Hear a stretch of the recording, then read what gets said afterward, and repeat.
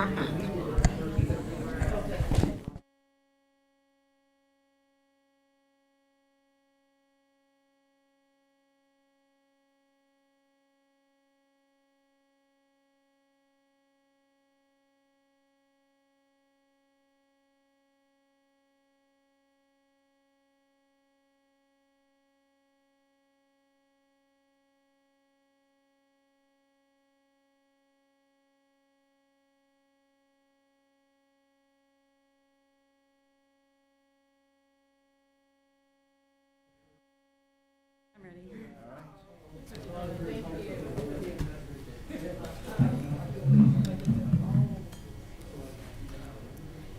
All right, good evening and welcome to the Twinsburg Board of Education regular meeting. Today is April 20th.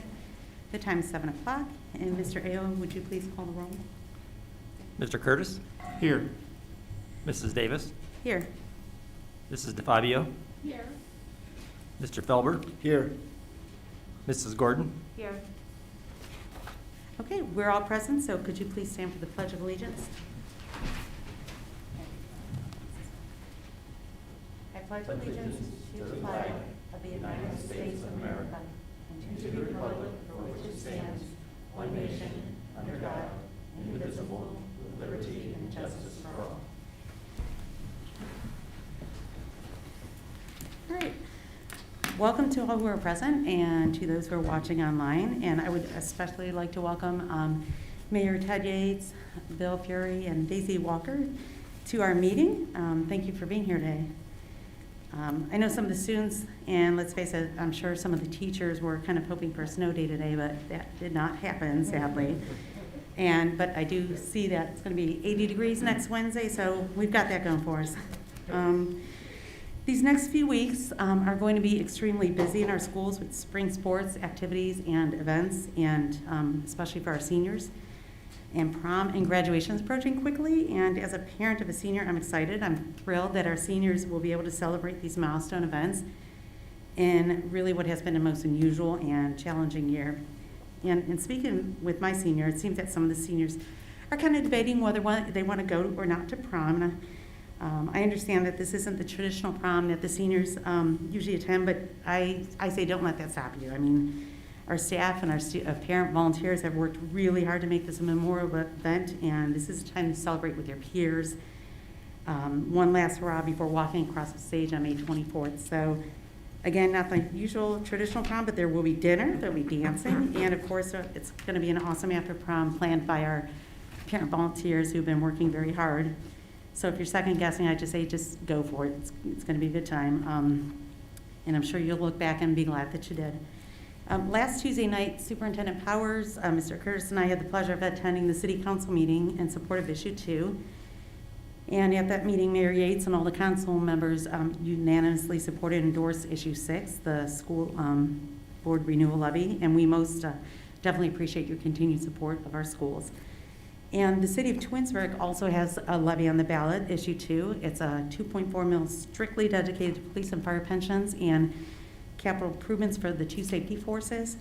And I saw a video yesterday. So in the words of our Assistant Fire Chief, Steve Basso, he said, I don't consider police and fire an amenity. I consider that a necessity, and I would agree with that.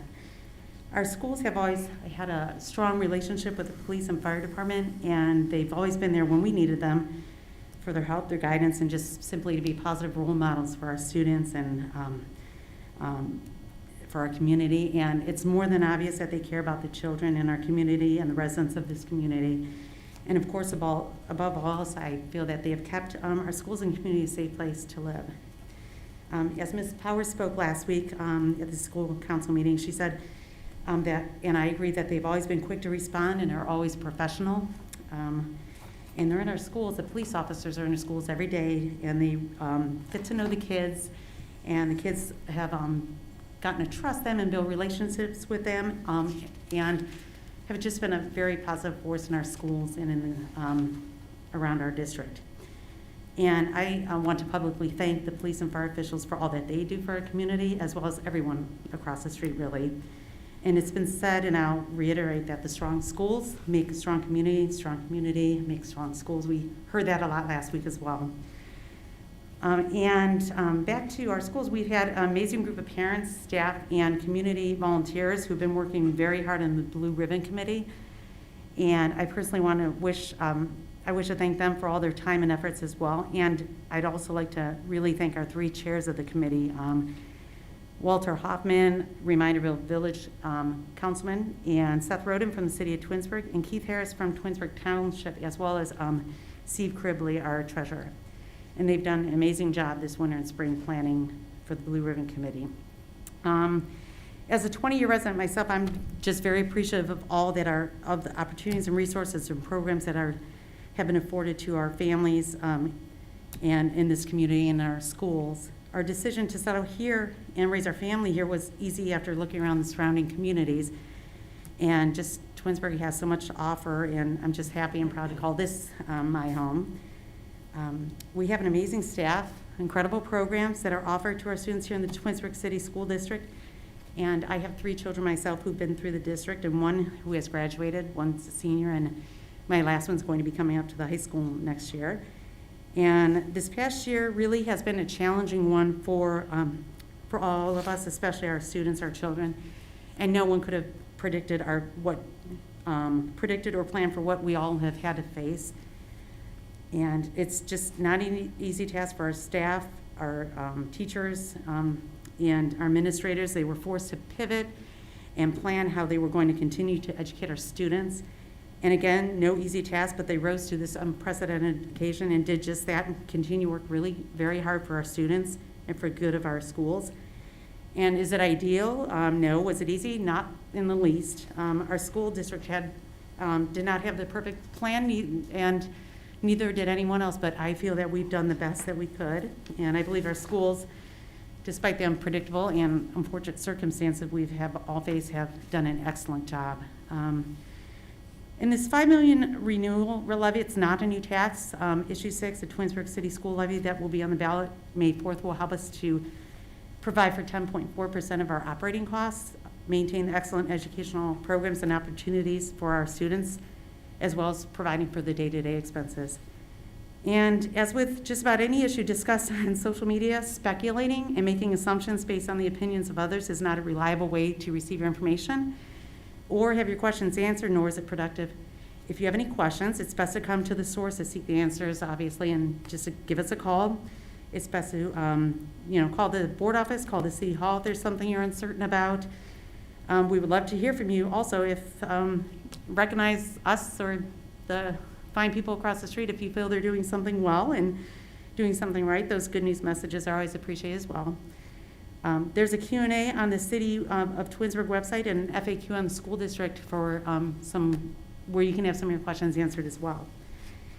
And finally, I just want to remind everyone once again that these are very important issues, issues 2 and issue 6, that will be on the May 4th ballot. They're very important for our communities, and I urge everyone to get out and exercise your right to vote. I'm sure we won't have a snow day. Well, I hope we don't have a snow day to keep people away, but this is Northeast Ohio, so who's to say?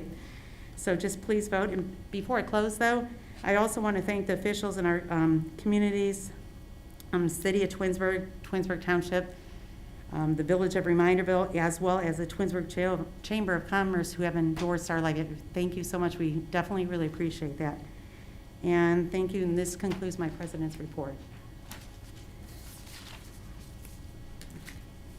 Thank you, Mrs. Davis. Good evening, everyone.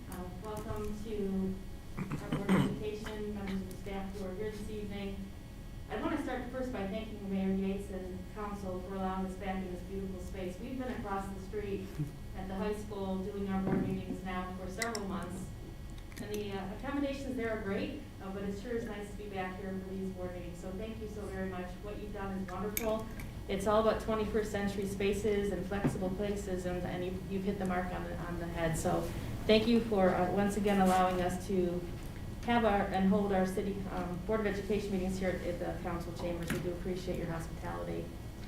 Once again, kindergarten registration is underway this year due to the pandemic. Our annual kindergarten parent kickoff program has been replaced with a virtual program, which is posted on the website and there for any parent who's interested in taking a look at that information. Parents of our incoming kindergarten students, otherwise known as our class of 2034, should plan to access this important information about kindergarten. Parents of our incoming kindergarten students are now able to complete the initial enrollment application by going to our website under For Parents, and then registration, and then enrollment of new students. This page has information about registration and the documents you will need to bring to your appointment the day your child participates in kindergarten screening.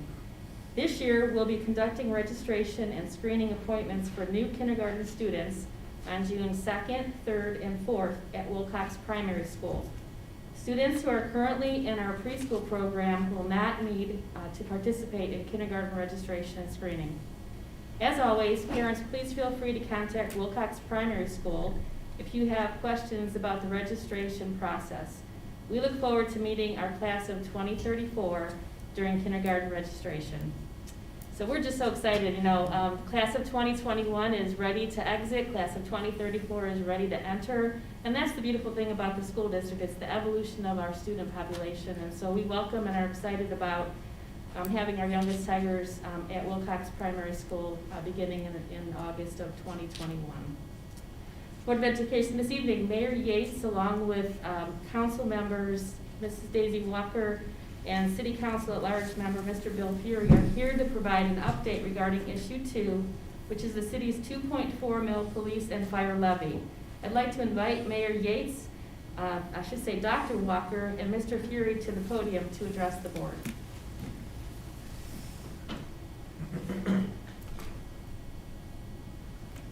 Good evening, everyone. Thanks so much for having us here. It's just always an honor to be in front of the board, and then to really just kind of thank you for the partnership that we have here in Twinsburg. We talked about strong schools, strong city, and that's just so important to me, and I know it's important to you guys too.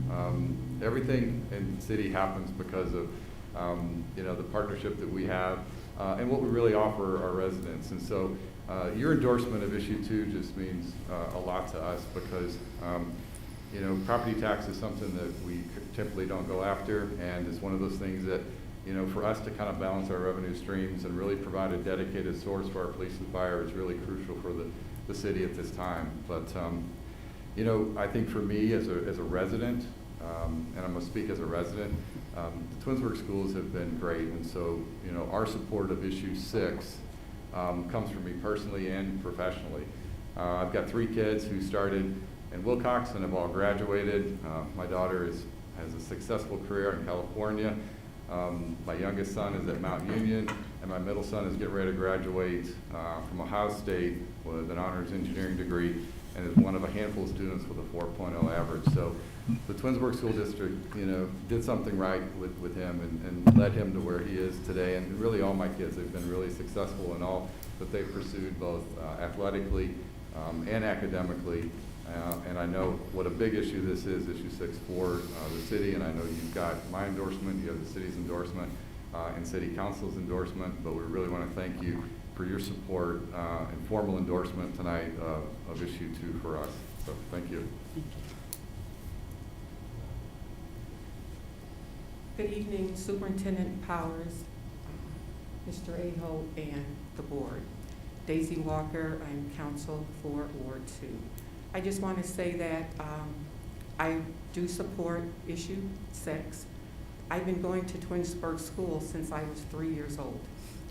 The reason why, I have 3 older sisters, and they used to catch the bus, and I wanted to go to school so badly that I would run and jump on the school bus, and they would literally take me to school.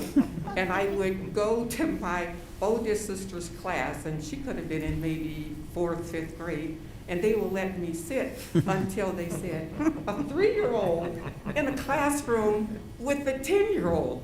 So then they put me on the school bus and drove me home. Of course, I did that about 3-4 times, and I said, one of these days I'm going to be able to not only ride the school board, but, the school bus, but also be a supporter of the schools.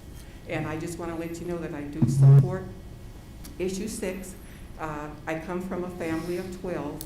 All 12 of my sisters and brothers will probably be the largest family in Twinsburg City to graduate from one family. So all 12 of us went to school. With that being said, Some of us we have our doctorates, some are entrepreneurs, some are pastors, some are ministers. We all benefited from going to Twinsburg School. And I am so grateful that my parents moved here. And some of us, they passed on, so they didn't really see the fruits of their labor. But I'm sure they're looking down and so proud of the Peak family, and that's my maiden name. And I also want to say, Superintendent Powers, what a super job you are doing for the city of Twinsburg. Generally, if your school system and your police and fire are not the best, you don't get the best residents. I also support police and fire. We have the best police and fire. They came out a couple years ago regarding my neighbor, did such a fine job. And if you need me to speak more at a later time, I will, but I certainly support issue 6 and issue 2. Thank you. Thank you. Good evening. Mrs. Walker's a tough act to follow just about any time.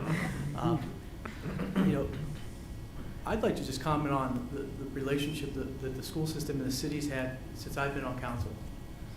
There were times when we didn't always see eye to eye on certain issues, but in the last 10 years, it's really come full circle in that we just signed off in the Planning Commission for the last large building in Cornerstone Park. And if you drive a couple miles down the road, you can see Walton Hills still has an empty auto factory there for about 10 years now. And we wouldn't have been able to do the Cornerstone development without the agreement that we've entered into the school system for the CRA agreements, which allow some property tax abatements, but the city reimburses you to a certain extent with those. But those businesses are going to be there for 50 years, or those buildings and businesses will go through those for at least 50 years. So, talk about revitalizing community. Cornerstone Park is a shining star of Twinsburg and revitalization of that industrial park. And it couldn't have been done without the working relationship between the school board and the city. I'd like to thank you for supporting our issue 2. Currently, the only property tax that the city collects is the state minimum for 0.3 for fire, 0.3 for the police department in millage. So that's less than 1 mil is all the city takes in at this time. That makes us the lowest ranking city in Summit County. We are 30 for 30 in cities as far as the property tax that they use. In my time on council, we've had 2 performance audits run by the state to look for efficiencies and ways to save community money. We just finished one about 18 months ago. They came back and said, we don't have an efficiency problem, we have a revenue problem. And that's when we started really looking seriously at the things that we needed to do to be in a position to ask the residents to support a 2.4 mil levy for police and fire. One of those things was Mayor Yates realigned into significant efficiencies and a 10% reduction in force so that we were making sure that we're running as efficiently as possible for our residents. Mrs. Davis, I wanted to clap when you said, do not get your information from social media. As part of our process, we did over 1,000 people were interviewed in the city of Twinsburg, and the number 2 negative thing that those residents thought of the city of Twinsburg was mean and incorrect information spread on social media as fact. So for both issue 6 and issue 2, the roundtable does not get audited. The school system and the cities do. The numbers that we come from are from treasurers and finance directors who are accountable for what they're telling you. Please look at the websites on the police and fire. The city has a website. The school board's been pushing lots of things on social media themselves to the benefit of issue 6. Issue 6 doesn't raise your taxes. It's just a renewal. You are already paying that and already supporting the schools. And I'd like to ask for you to vote yes on issue 2 and issue 6. They're both vital to the continued excellence in our community. And thank you very much for your support, and good evening. Thank you so much. Yeah, and thank you again for speaking. Go ahead. No, but normally we would make remarks during this time, but I want to make sure that I publicly thank all of you for coming to the school board meeting and speaking to us about issue 2. Obviously, I was at your meeting last week, and I had an opportunity to kind of talk about our support for issue 2. I want to reiterate that I think it's vital that in order for the school district to be strong and competitive, we have to make sure that we support the city and the amenities that come along. Residents come for a strong school district, but they also enjoy a lot of the things that the city is able to provide. And most importantly, without effective fire and police, that's really the core of the city's operations. And so it means a lot that we collaborate and we reciprocate in our support. And I just wanted to reiterate that I wholeheartedly support police and fire, and making sure that both of those funds remain solvent for a long time, because we enjoy the protection of the fire and police department. Well, I wanted to make a couple comments as well. First of all, thanks for letting us back in here. It's great to be back. I think our transportation department actually started, Mrs. Walker, with your family, with all 12 of you on the bus.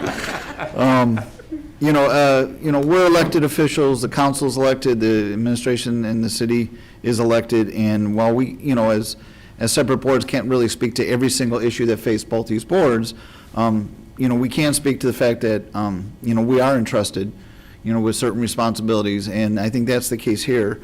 And while I can't speak firsthand about everything that they do, I can speak firsthand as a 38-year firefighter, and the experience that I've had, equipment that comes and goes, and the wear and the tear, and the working with the personnel. And as I'm reflecting, I'm like, I did my initial fire training in Twinsburg, and back when went to Dairy Queen, went to Lawson's on the break, back in the day. So I can speak to how crucial that is, and that's where my support comes from, because that's, that is the backbone of our safety forces. While I work for another city, I have had extensive work with the CERT team, because I command another CERT team, and we actually work quite often together. So I've seen the cooperation, and those teams would not be functioning without the direction of the various fire departments that are under that command.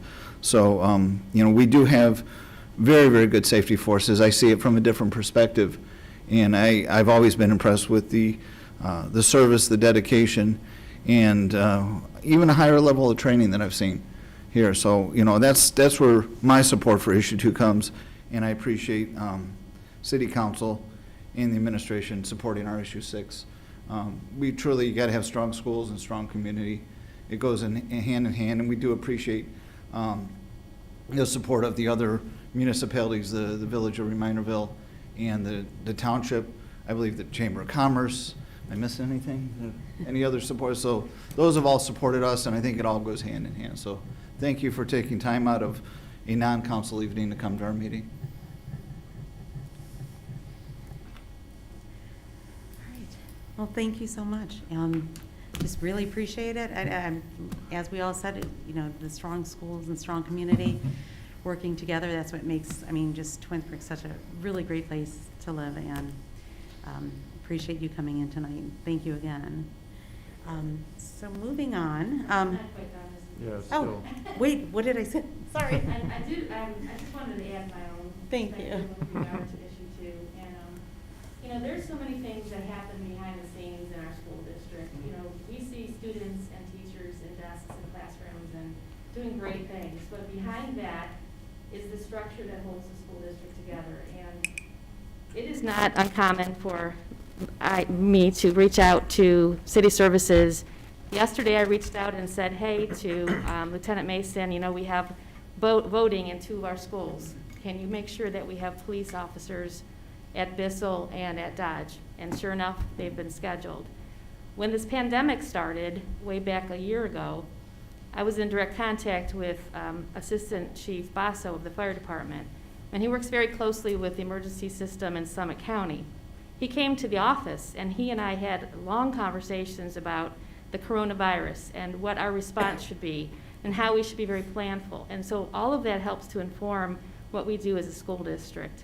We have an emergency management plan here, a very technical emergency management plan that is filed on an annual basis with the Attorney General's office. That does not leave the Twinsburg City School District until Chief Noga and Chief Morgan have an opportunity to review it and suggest that it is fine and good, and very good, actually, so that when we have a worse day, we're very well prepared to put into place immediate action to some situation.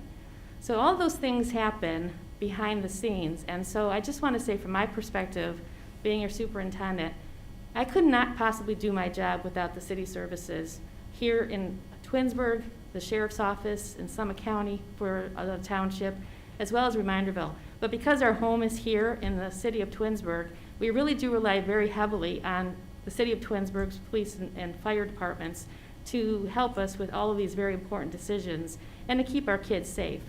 I mentioned when I addressed City Council that right after Sandy Hook happened, and that was many years ago now, the district at that point didn't have welcome centers.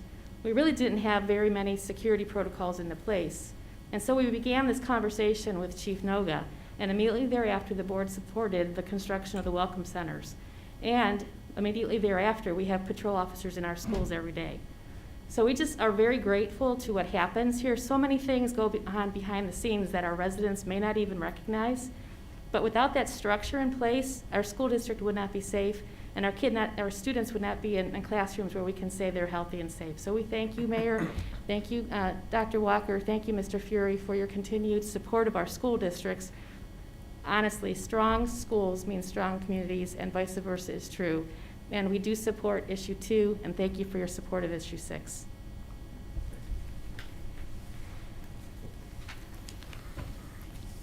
Thank you so much.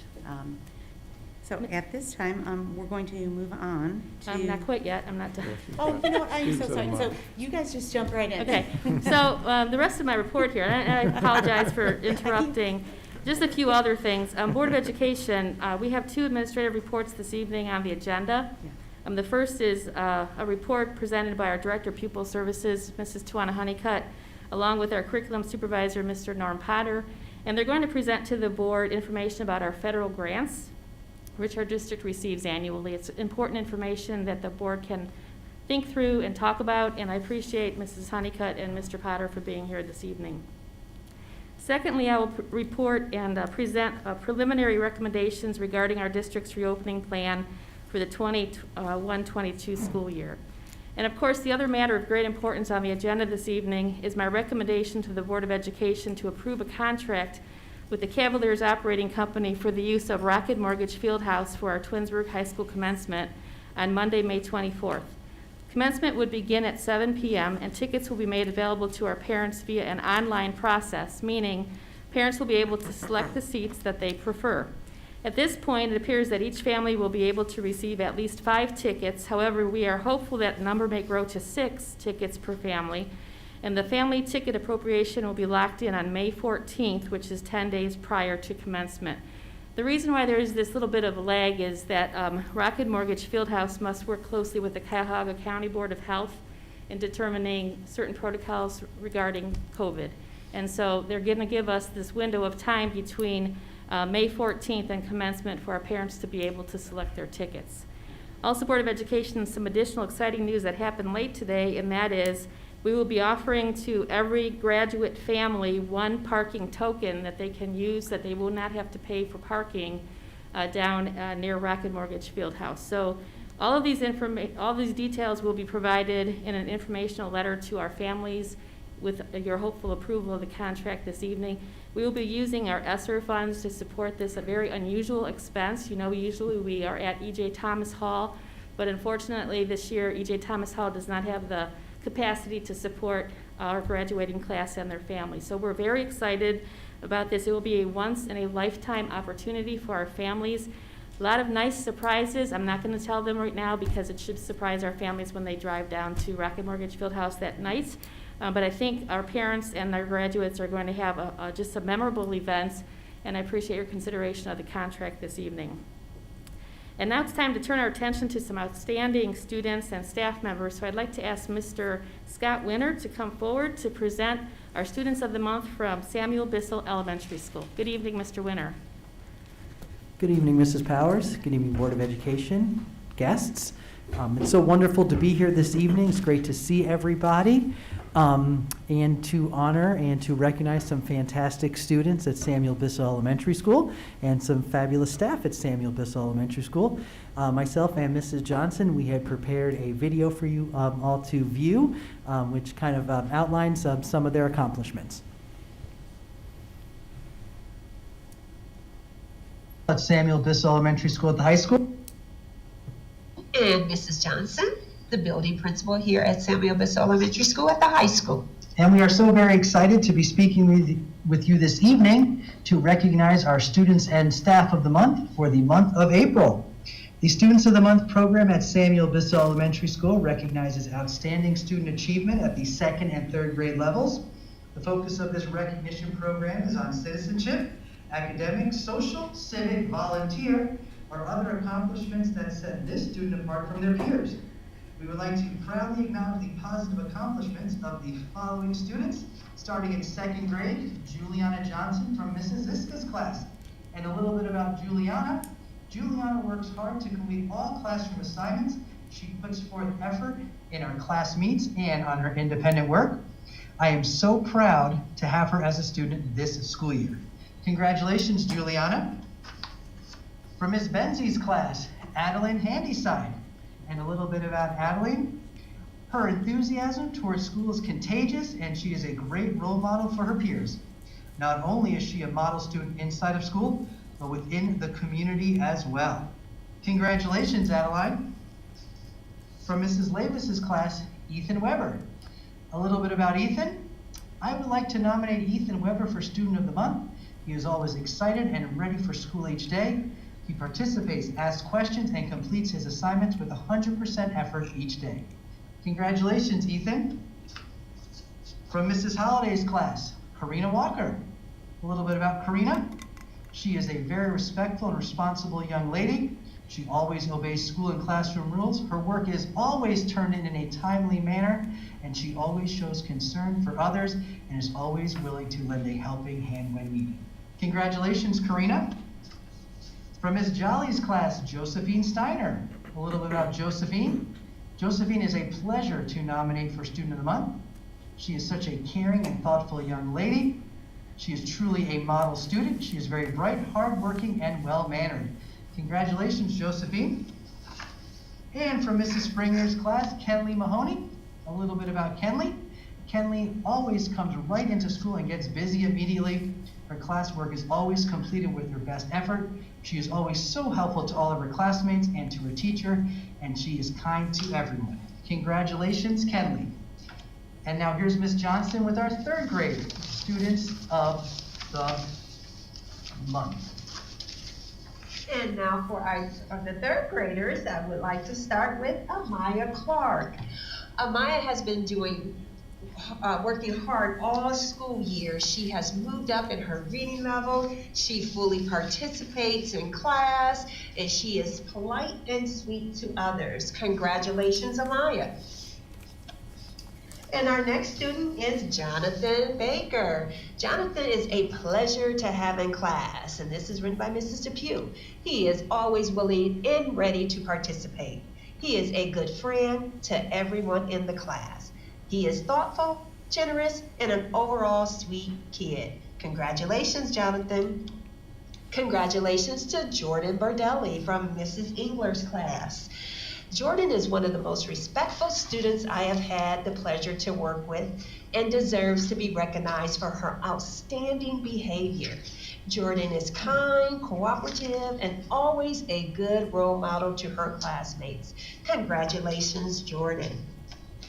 Congratulations to Patrick Costigan from Mrs. Roeder's class. And it says that Patrick is an extremely hard worker who always puts forth effort in all his work. He is helpful to others, and he wants the best for the students in our class. Patrick comes to school with a huge smile and a great attitude. Congratulations, Patrick. Congratulations to Melanie Fluker from Mr. Levis's class. Mr. Levis writes that Melanie sets a superb example every day with her enthusiasm for learning and her focus on everyday tasks in the classroom. He says that I can always count on her to work hard and put forth her best effort. She always follows directions and is a very respectful listener. Way to go, Melanie. Congratulations to Owen Delaney. Owen is in Mrs. Dorland's class, and she writes, Owen shows he is a star in all that he does. Academically, Owen does superior work in all subject areas. Owen is kind to everyone. He has a positive attitude towards school each and every day. Way to go, Owen. Congratulations to Lila DeVecchio. Lila is from Mrs. Costa's class, and it says that Lila has been an amazing virtual student this year. She is always logged in on time, always listening and following directions, works super hard on every assignment, does her homework every time, and is so helpful to others. So way to go, Lila. Congratulations. Congratulations to Akshara Gagapatam from Mrs. Muller's class, and it says that I would like to nominate Ashara, and she has flourished academically this school year in the learning virtually. She's so very proud of her, and she goes on to say that because this has been such a unique school year, that Akshara has stepped up for the challenge. She is ready. She is active in our discussions, and she always adds humor or silliness to the class. What a nice thing. Keep it up, Akshara. Congratulations. Congratulations to Presley Grant, written by Ms. Belinsky. Presley is my nomination for Student of the Month because she shows exemplary behavior every single day in and out of the classroom. She consistently participates in class and is always there to help any student that needs it. She's very punctual, organized, and respectful. Congratulations to Presley. Congratulations to Tyler. Tyler is nominated by Mrs. Latch, and it says, I'm delighted to nominate Tyler Petrus as Student of the Month. Tyler is an exemplary student. Each day he comes to school prepared for class with a ready-to-learn attitude. He participates in every subject, and he is very kind. Way to go, Tyler. Congratulations to Jenna Monday, and it's written by Mr. D. And it says, I have had the privilege of working with Jenna for the past few months, and this time have been able to see the depth of her true character. She enters the classroom every day with a positive attitude and a great work ethic. It says he can always count on Jenna to make wise choices and be a role model. Way to go, Jenna. Congratulations. Congratulations to Ryan Quinn from Ms. Markham's class, and it says that Ms. Markham nominates Ryan Quinn to be Student of the Month. He strives to do his best every day. He is determined and focused on his academics. He has grown so much as a student this past school year. She goes on to say, I love seeing his drive and his dedication in his schoolwork. He is a wonderful friend to others, and he demonstrates leadership skills. Way to go, Ryan. And if we can congratulate all of our third graders and all of our second graders on Students of the Month. And now we will move on to our Staff of the Month. And I would like to share with you what was written about our Staff of the Month. Our Staff of the Month is Mrs. Doyle. We would like to nominate Mrs. Doyle for Staff of the Month. She is a vital member of our second grade team. She always goes above and beyond, helping to plan lessons and activities for the second graders this year. The team can always count on her to create fun, engaging lessons, and she's always willing to share them. She's more than willing to offer guidance and support, and she is a great co-worker. She is someone that feels she is someone we feel extremely grateful to have with us as we navigate the ups and downs of this school year. So way to go, Mrs. Doyle, for being such a great team player. Thank you for all your support with our other staff members and your willingness to go above and beyond. We're so very happy you're on our team, and we're so very proud of you. Once again, congratulations to Mrs. Doyle. That was written by Ms. Kauk, Ms. Finn, Mrs. Holliday, Mrs. Kresminski, and Mrs. Lavis. Congratulations to our students and staff of the month. All right, and that is certainly well-deserved for our students and our staff of the month. And you wouldn't know it by today's weather, but it is the end of April, and we're rounding the corner heading into May. And we've got so many wonderful, amazing programs still going on at Samuel Bissell Elementary School at the high school. Right now, we're in the middle of our book fair, which we are doing in partnership with the folks at Dodge. So that's going to be going on the remainder of this week and into next week. Right to Read Week is coming up as well, and our fabulous PTA has purchased Charlotte's Web for all of our students, and that's going to be the book that everyone will be reading, so that's a wonderful thing. And also next week, I can't say enough wonderful things about our PTA. They're just so fantastic. We have 5 virtual family nights next week, all different activities. There's a painting night, there's a cooking night, trivia night, there's a dance party. It's just going to be a really fun week for our students and our families, so we're certainly really excited about that. And of course, we usually have field day. That's always one of the highlights of the school year, so I'm not going to reveal too much information about it because we are still working through it, but we are planning on having a field day. Of course, it's going to look a little bit different this year, but our fabulous physical education folks, Mr. Schwed and Mrs. Miller, are working through that right now, along with the folks at Dodge as well, Mr. Velbeck and Ms. Case. So a lot of great things still going on. We're looking forward to a fantastic end of the school year.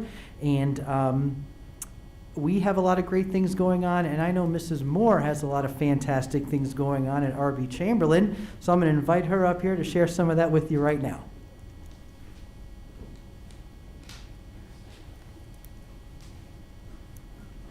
Thanks, Mr. Winter. Good evening, Mrs. Powers, Board of Education, and all of our guests. We are here celebrating R.B. Chamberlain's March Students of the Month. We have 4 7th graders and 4 8th graders, 2 girls and 2 boys each, that are selected by their teacher teams to be Students of the Month. Our students are representing our expectations of respect, responsibility, and right choices. Our first student of the month is Cameron Puckey. Cameron Puckey is an outstanding student, and these statements are from her teachers. Cameron is conscientious with her schoolwork and is focused during class. For instance, she shows her engagement through frequent participation and the effort and detail put forth in each assignment.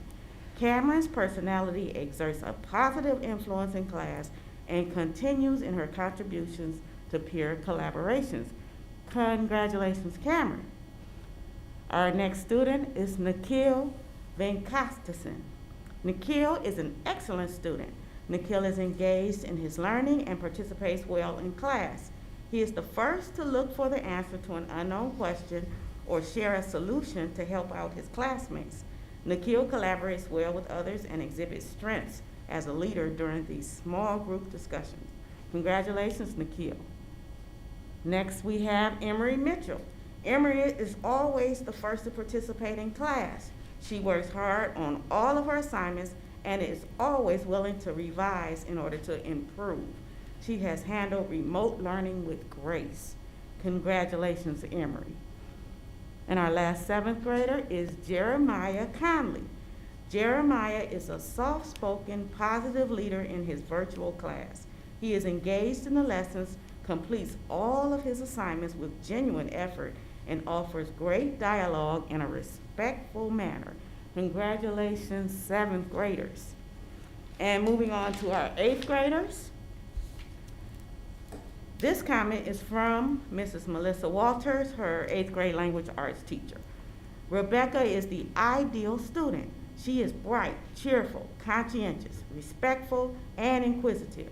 I can always count on Rebecca to add higher level thinking to our class discussions and to encourage her peers to do the same. She is extremely prepared and works to the best of her ability each and every day. She truly is a pleasure to have in class. The Blue Team teachers are proud to call Rebecca a Student of the Month and continue to look forward to celebrating her successes. Congratulations and keep up the good work. Our next student is Cameron Patterson, and this is from Mrs. Gabrielle Copin, his 8th grade language arts teacher. Cameron is a great example of everything a Twinsburg Virtual Academy student should be. He shows up on time to Google Meets, participates regularly, and has a great attitude. Cameron has an incredible work ethic and is an excellent role model for his peers. Congratulations, Cameron. Our next student is Taylor Montgomery. According to Mrs. Anderson, her science teacher, Taylor is an absolute model student. She is willing to work with any of her classmates, always finishes her work on time, and consistently performs at a high level. She has a wonderful sense of humor and is a true joy to teach. Congratulations, Taylor. And our last 8th grader is Ivan Rivas. According to Mr. Peterson, his language arts teacher, Ivan is a thoughtful, intelligent student who contributes greatly to class. His work is always done on time, and it reflects how knowledgeable and insightful he is. Congratulations, Ivan, and all of our RBC students of the month for March.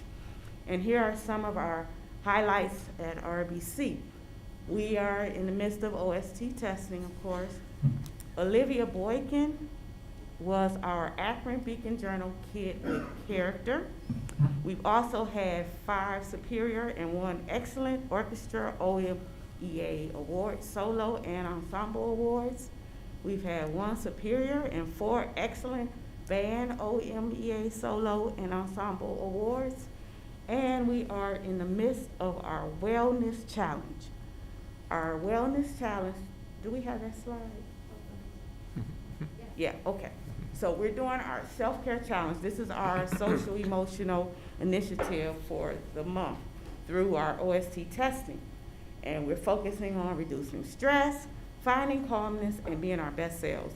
And this is just not for students, it's for our staff also, because we know that us big people need to de-stress also.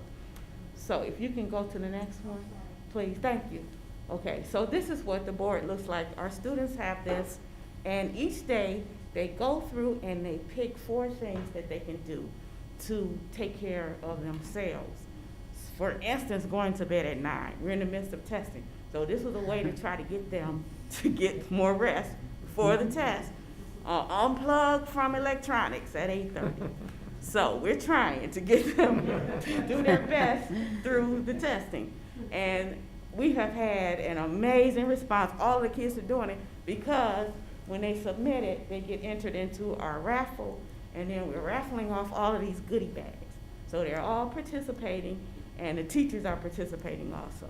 So that is what we are doing this month at RBC. Thank you. Thank you, that's awesome. And just congratulations again to the students of the month, and also congratulations to Ms. Doyle. I know that, oh boy, almost 25 years ago, I was a teacher's aide in the building with her, and she was just as enthusiastic now from what I've seen in the past years with a child having her and volunteering in the schools and just working with her many years ago. Her enthusiasm still is sparking these kids, and well-deserved. And congratulations to all the students again. All right, at this time, do we have any committee reports? None? Well, curriculum met on 4/12. Okay. So we looked over some recommendations for summer reading, some new text for economics and financial accounting, new text for environmental and physical science. And then I think we're about to hear about the federal grants. So Mrs. Honeycutt had presented that, and Mr. Potter actually gave us an update on the academy. So a lot going on. All right, thank you. All right, and at this time, we have administrative reports. Thank you. As I mentioned in my report a bit ago, this evening, Mr. Potter and Mrs. Honeycutt are here to present to the board some information about the federal grants. And you also notice later in the agenda a public hearing with regard to the grants. We're required through the statute to provide this information to the public and to offer an opportunity for any member of the public to ask questions about the grants. And so this evening, board, following the presentation, later in the action items, new business section of the agenda, you'll see the resolution to authorize the grants for this year. Good evening, everyone. This is a thrilling topic. I hope you all can contain yourself, but it is very important. This is where we get our money for helping students that are struggling with reading and math, especially. Title I grant specifically deals with the helping of reading and math for our students in grades K through 8, more specifically 1 through 8. We are a targeted assistance school, which means that our poverty levels at a certain point within the structure of how they break things down at the federal level. If we had a higher poverty level, we would be a school-wide program, and that's not the case here. We do have a stipend out of this money that we pay Tina Magyar to help with this program. And on the slide, you can see how our funding has changed over the years. Currently, we're at $435,747. Obviously, that's per pupil expenditures, per pupil allocations, I'm sorry. And that varies from year to year, and the numbers change based on that money that's given to us, but also the number of students that are qualified for Title I.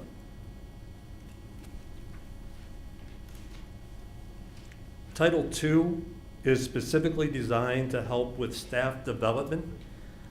There were about 4 years ago where we honestly thought we were going to be taken or have that money taken away from us. That was the rumor going around, but as you can tell, it has gone up since 2018 fairly consistently. This money is used specifically for professional development for our staff, and it includes summer staff development stipends, presenters, conferences, substitutes, student evaluation, training, data analysis to guide instruction, AP course preparation, guided reading, differentiation approaches, mentor training, diversity education, Ohio Learning Standards, virtual instruction, science of reading, equity blended learning, and many, many more. So this is a very important grant for our staff to make sure that we stay up to date and trained in the areas that we need to be trained in. Title III is for English learners. Some of you may have known it as ELL and some other things in the past, but this now is an EL program. Currently, we have Barbara Zales that gets paid through some of this money, and you can also see the numbers and how they've changed. About 2 years ago, I looked through our language learners that we have in the district, and at that time, we had 28 different languages spoken in our district, which I find amazing, and also I think it's a great thing to say about our district to have that many different cultures coming together in one place to support each other. And then Title IV is the last one that I will talk about, and then I'll turn it over to Ms. Honeycutt. Title IV is a little bit more flexible than the other 3 grants. This allows us to enhance and enrich our curriculum as much as we can. The very first year, I believe that everybody in the state got $10,000, which really isn't a lot to give a school to develop a program or buy supplies. But you can see it has been increasing over the years. This allows us to do the things that you see listed above, which are STEM-related materials, highly qualified staff development for teachers, PBLs or project-based learning, also problem-based learning. We worked on our STEM cadre. We had technology professional development, and we also have some online subscriptions for our students. So those are the first 4 grants, and now I'll turn it over to the IDEA program. Thank you, Mr. Potter. Good evening, Board of Education. So for IDEA Part B, it covers a few different sections for students with disabilities. So IDEA B provides services for our students with disabilities. The allocation that we received this year was for $779,230. This is spent primarily on some teacher salaries and benefits. It also helps to provide some of our support services and benefits, specifically our school psychologists and our occupational therapists for the school district, as well as it covers some additional administrative salaries and benefits. The allocations have varied, and they will continue to vary as the dollar amount is determined by the number of students that are identified with students as with disabilities within our school district, as well as the area in which they are identified. The dollar amount varies depending on their eligibility category. The next part is our early childhood funds, which also provide services, but this is for our preschoolers and our youngest learners between ages 3 to 5 with disabilities. We use this, our current allocation was a little over $19,000, which is used to support 2 salaries of our instructional assistants that support 2 of our preschool classrooms. And then we also continue to participate in the Parent Mentor Grant. We were first awarded this in the 2000 fiscal year. This is a competitive grant, and there are only 65 grants that are awarded in the state of Ohio annually. Every year since its inception, Twinsburg City School District has received approximately $25,000, which is used to support 1 full-time position, which is our parent mentor. Additionally, that is not on the slide. I'm sorry, it's not on the slide, but we are excited to announce that there was an additional parent mentor mini grant that was offered this year. I believe it was released in around October of 2020. Again, a competitive grant. It was for $2,000. We applied for that grant, and we earned and was rewarded that particular grant, which has been used for supplemental and classroom materials. Specifically, we purchased sensory items for students, such as weighted blankets and fidget tiles, items that, because of COVID, we knew that students were not going to be able to share. So we wanted to make sure that there were enough for our students with disabilities in our most significant classrooms. We're able to have them individually for themselves. It also was able to help support a renewal of an online subscription for some of our teachers in our multi-disabled classrooms. Thank you. Thank you so much.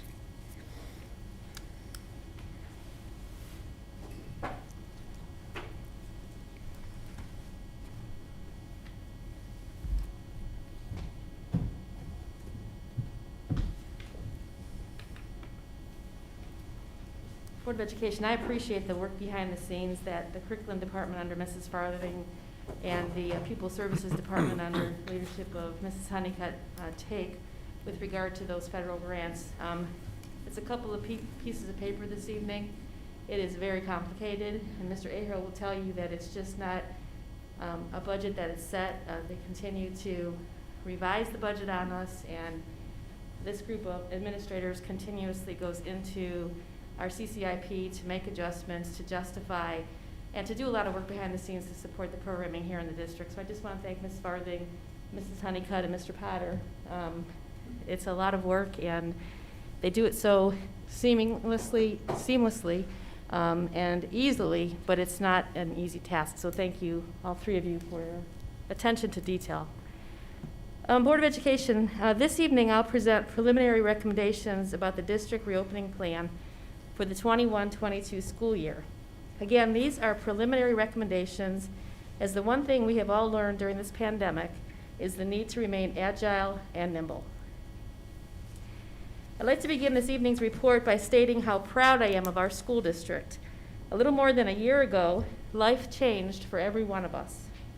In the middle of a global pandemic, our Board of Education and our staff members had the great responsibility of ensuring that our students would be healthy and safe while they attended school, whether that meant school on campus or classes by way of the Twinsburg Virtual Academy. We made bold moves, but our plan worked, and I will remain forever grateful for the confidence our parents have in our school district.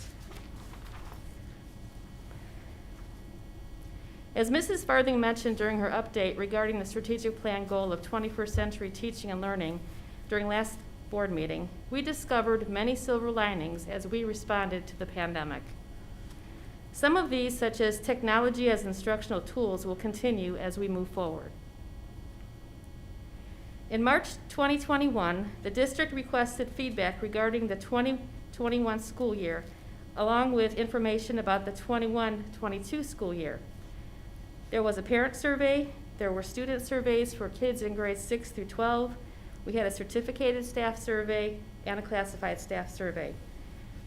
More than 1,700 families responded to the survey. Additionally, 229 certificated staff members and 113 classified staff members responded to the survey. Additionally, as student voice is important to us, we were pleased that 1,017 students in grades 6 through 12 also responded to our student survey. The surveys collected feedback regarding on-campus versus virtual academy options, transportation and capacity on school buses, social distancing, and other feedback regarding the 2021 response to COVID-19. Although I shared the results from the survey at our last board meeting, I would like to share the feedback regarding school choice options for the 21-22 school year again, as they are important to this evening's preliminary recommendations. When this survey was distributed, we were unsure if the district would be able to offer a virtual option. Last week, we received word that legislators are discussing virtual options and that districts should plan to offer a virtual option. Regardless, this pie chart illustrates the feedback from our parents. 424 parents of middle or high school students, or 24.8% of the respondents, prefer for their middle or high school students to attend school every day and not participate in the hybrid model of every other day on campus. One parent, or 0.4% of the respondents, would prefer their on-campus student to attend the Twinsburg Virtual Academy. 485 parents, or 28.4% of the respondents, would prefer for the Twinsburg Virtual Academy students to attend on-campus classes in 21-22. 671 parents, or 39.2% of the respondents, would prefer for the on-campus students to remain on campus. And 123 parents, or 7.2% of the respondents, would prefer for their children to continue attending the Twinsburg Virtual Academy. Thus, preliminary analysis would suggest that a great majority of our families prefer our on-campus option for the coming school year, although we do have a small portion of parents who are still interested in a virtual option. This information is important in the development of our preliminary recommendations. Now let's take a look at our parents' social distancing requirement. 594 parents, or 34.8% of the respondents, prefer the district continue to practice 6-foot social distance. 285 parents, or 16.7% of the respondents, prefer the district reduce the social distance measure to 4.5 feet. And 830 parents, or 48.6% of the respondents, prefer the district reduce the social distance measure to just 3 feet. Turning now to the feedback we received from our certificated staff with regard to social distancing. 49 certificated staff members, or 21.4% of the respondents, desire for the district to remain with a 6-foot social distance measure. 70 certificated staff members, or 34.5% of the respondents, desire for the district to reduce the social distance measure to 4.5 feet. And 101 certificated staff members, or 44.1% of the respondents, desire for the district to reduce the social distance measure to 3 feet. Moving now to feedback about social distance preferences from our classified staff members. 28 classified staff members, or 24.8%, prefer for the district to remain with the 6-foot social distance measure. 27 classified staff members, or 23.9%, prefer for the district to reduce the social distance measure to 4.5 feet. 58 classified staff members, or 51.3%, prefer for the district to reduce the social distance measure to 3 feet. The data we collected regarding the social distance measure is very important to consider as we developed our recommendations for your consideration. Finally, it's important that we hear from our students. So students in grades 6 through 12 were asked for their feedback. This pie chart illustrates that 347 students, or 34.1% of the respondents, feel that the district should maintain the 6-foot social distance measure, while 248 students, or 24.4% of the respondents, feel that the social distance measure should be reduced to 4.5 feet. And 422 students, or 41.5% of the respondents, feel that the social distance measure should be reduced to 3 feet. Next, I want to share with you the parent survey feedback regarding transportation. Recall that we reduced the maximum number of students on any one bus from 48 to 24 this year to allow for great distance between the students. In thinking about next school year, we asked our parents to offer their feedback regarding our bus seating capacities. Here are the results. 278 of our high school parents who responded, or 16.3%, indicated that their child would be driving themselves to school next year. Of course, high school parents, I forgot to say that.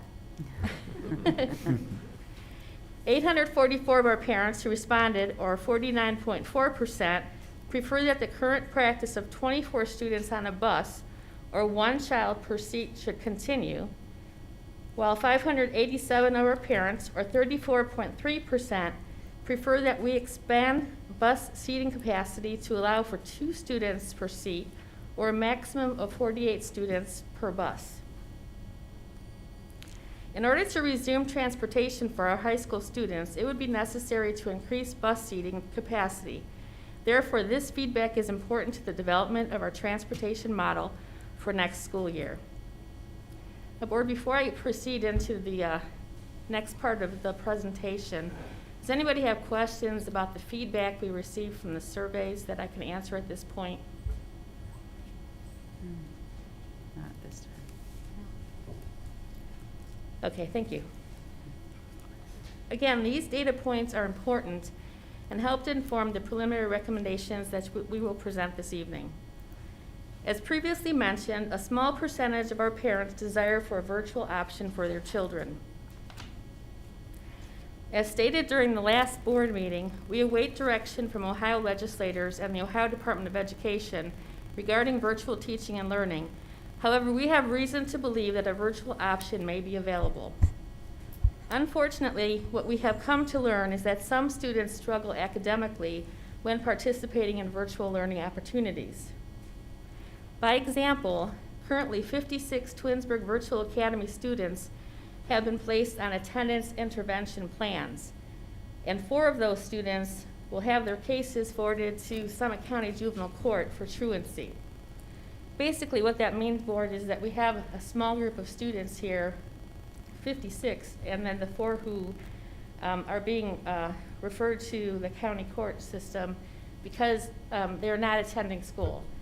Our staff has worked really diligently to try to encourage contacting parents, doing all that we can to motivate students who are learning online, but we have a small pocket of students who are disengaged, and that's very troubling. When you have that happen, you have academic drain start happening, and it's very difficult to catch students up when they're missing academic opportunities.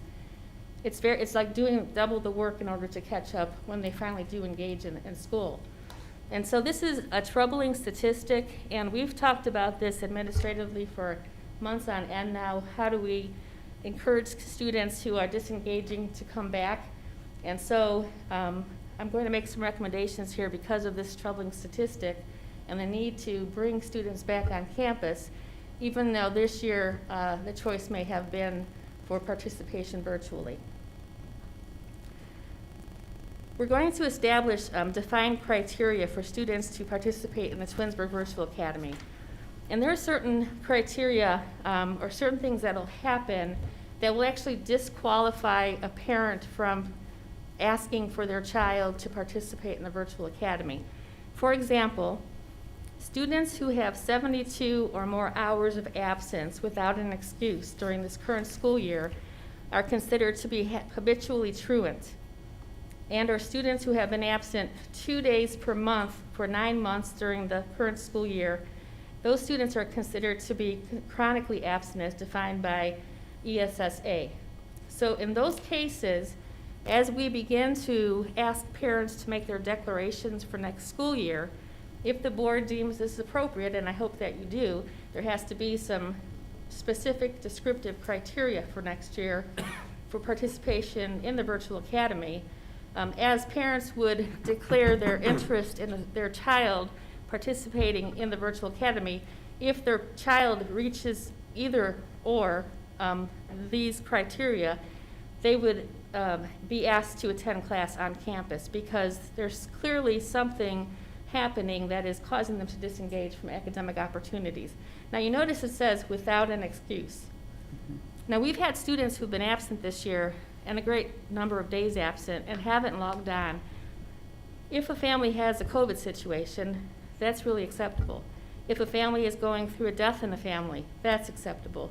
If a family has a parent who has a chronic illness and things are awry, and the student's a little unmotivated because of situations such as those kinds of circumstances would be acceptable, and then the student wouldn't be disqualified from the virtual academy.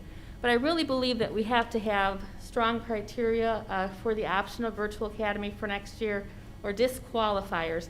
Everyone qualifies until they disqualify. Parents would have the option unless their child is disqualified because of specific criteria such as the ones I'm providing examples this evening.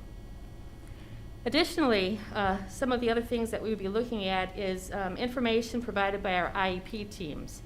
Our IEP teams make great decisions on behalf of children, and so if there's a situation for which an IEP team is involved and the student is unable to engage, log on, complete assignments, and it is a student with a disability or a student on a 504 plan, we would want to listen long and hard at what the IEP team is recommending before a student would be disqualified from the virtual academy. Also, as mentioned, we have students who are involved in attendance intervention teams, and those attendance intervention teams, those members of those teams have intimate information about what's happening in families. And so all of those things, all of those bits of information will help us define if a student qualifies to be able to participate in the virtual academy for the 21-22 school year. Again, board, at this point, it's not been approved by the legislative action. And so at this point, the virtual academy is not a definite thing. However, in a conversation that Mrs. Farthing and Mr. Potter and I were involved in earlier this morning, there's movement in allowing school districts to do that. It's just not been defined yet through legislative action, nor through the Department of Education. So more to come on that. Just wondered for your opinion this evening about specific data or specific criteria to allow students to participate in the virtual academy for next year. I think it's a really good option for some students, and I just appreciate that you all have a plan if it does become approved by the state, and something that will be allowed by the Department of Education when the governor allows it. So I'm glad if you all are doing this forward thinking and planning so that we have a place for some of these students should that be able to move forward. Yeah, thank you. And I would agree that I think it's entirely appropriate to set criteria for virtual. At the end of the day, it's what's in the best interest of the student, and we know from your data that not everybody is thriving in that environment, and that they need the support that happens in school with the support services and teachers and specials and so forth. So I think that requires continued scrutiny to see what is the best option for denying virtual. But I think that if the criteria that you presented seems appropriate. Thank you. The only thing that I didn't see, attendance is one piece, obviously, that is critical with the online piece, but there's data, and other, pieces that suggest that regardless of if a kid is, attending regularly, that an online environment may not be the most appropriate for the student to be in to be successful academically. So what I'm interested in understanding is if you guys have looked at all of the kids who have been in the online environment, and if they've done well enough academically, they may have been attending regularly. They may not fall into that bucket of being chronically or habitually truant, but they're still not doing well academically. So what I would be interested in knowing is how many students, because they chose not to come back in a brick and mortar, chose to stay in an online environment but did not, struggled academically. I don't know if I'd be comfortable offering a virtual option, knowing that it's not the most appropriate for them academically. I think Mr. Kurz brings up a very interesting point that I hadn't thought of, and I think that being that we're always data-driven, and if we have comparatives to pre-COVID and then the academic performance, I too would like to see a little bit more thought to, if they slipped, and if they slipped in that environment, that too might be, a criteria to consider, holistically. Yeah, like I think we can, definitely do as much as we can to supplement and provide interventions, which I think that, I'm assuming we have. We've done as much as we can to provide academic interventions, but there's only so much that you can do online. So perhaps there might be a caveat that if they've chosen to do this and they weren't the strongest in a virtual environment, that they would be required to have some kind of in-person intervention as a support mechanism to ensure that we can continue to progress monitor. We can ensure that we're providing as much support as possible, so that perhaps they're not totally cut off from being in an online environment, but there has to be some compromise based on prior academic performance. I don't disagree with pulling the data. I think we need to be very careful to make the assumption that if grades slipped a little bit this year, it was because they were online. There's a lot of other things going on this year, right? Including our staff learning how to teach online. So that's part of the criteria. And what I wouldn't want to happen is a student that slipped a little bit this year but still has a health issue and a safety issue being forced to come to the building. And we're going to still have kids that next year, unless the variants are all taken care of, have some risk. So as long as we're not prioritizing grade over their safety and health, I think it's a good idea to look at it, but I think we just need to be very careful. And honestly, and that's a great point, Mrs. Gordon, when the attendance intervention teams pull together to discuss a student's case, they do look at the academic piece too. So it's already part of the conversation. Okay. And what we're presenting this evening is just our first go at this. This will take board action. What I'm hearing from Columbus is that supposedly legislators are going to give this decision to local control. And so that would mean boards of education will define the criteria for which students would be allowed to attend virtual academies. So this is just the first look at what the team has been looking at, but just I wanted you to know and recognize that this is a concern to us. We quickly got out and parents were afraid. They weren't sure what would school look like. Would my child be safe? Is that the best environment? Or they have loved ones at home who are immune compromised, and so they were concerned about the virus. So long story short, we will define some criteria for you to review, and we'll be more descriptive as to our process. Again, there's a lot of things that happen behind the scenes that we're not giving you great depth and detail this evening, but when we present the criteria for enrollment in the virtual academy, we'll outline it to greater detail for your consideration. But indeed, I think that we do have families who are going to prefer that their child remain out in the virtual academy option. We just want to make sure that if that is the case, that they're actually going to engage and continue building their academic skills. Very concerned about some academic drain here, and it's very difficult to catch students up once they start slipping behind, and so that's what this is all about. So I appreciate the feedback this evening. We'll build a model for you to consider, and that'll be part of our May 5th agenda with more specific detail to what the disqualifiers would be for enrollment in the academy. Okay, so moving on.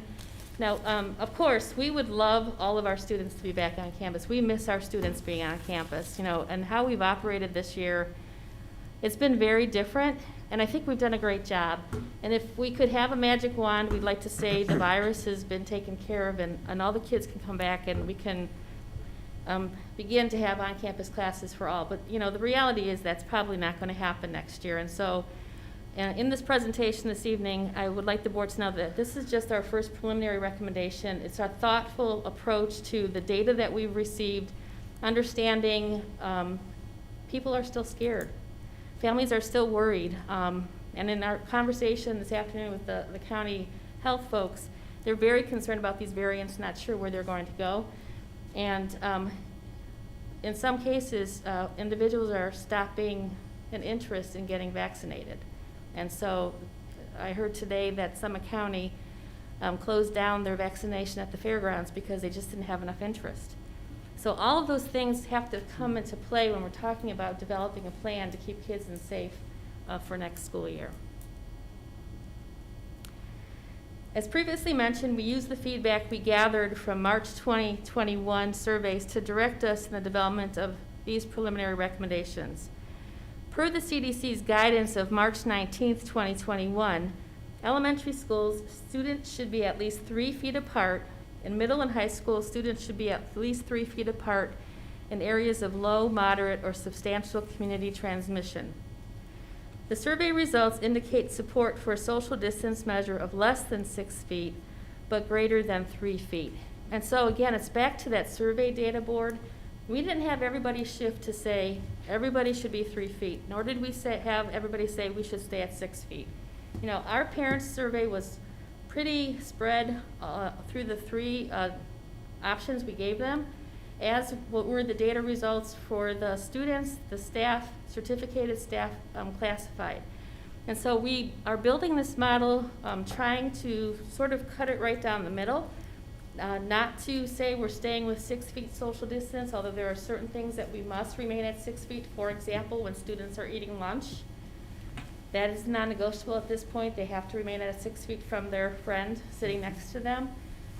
Nor are we saying that we're going to go to 3 feet, because to tell you the truth, a model of 3 feet is very, very close. And at this point, we're just not there as a school district to recommend that to you. So with those results in hand, our staff once again remeasured our district's classrooms and learning spaces with consideration for space from one student to the next, our teachers' teaching spaces, and the location of doors and technology. And a reminder board that per the current regulations, our teachers have to remain 6 feet away from the students when they're teaching. So kids can now be closer together in their seating, but the staff still is required to be 6 feet away from where the students are being seated. So those are considerations. I want to thank Chad. He's had his measuring tape out again. Eric Brunton, our consultant, has been with him.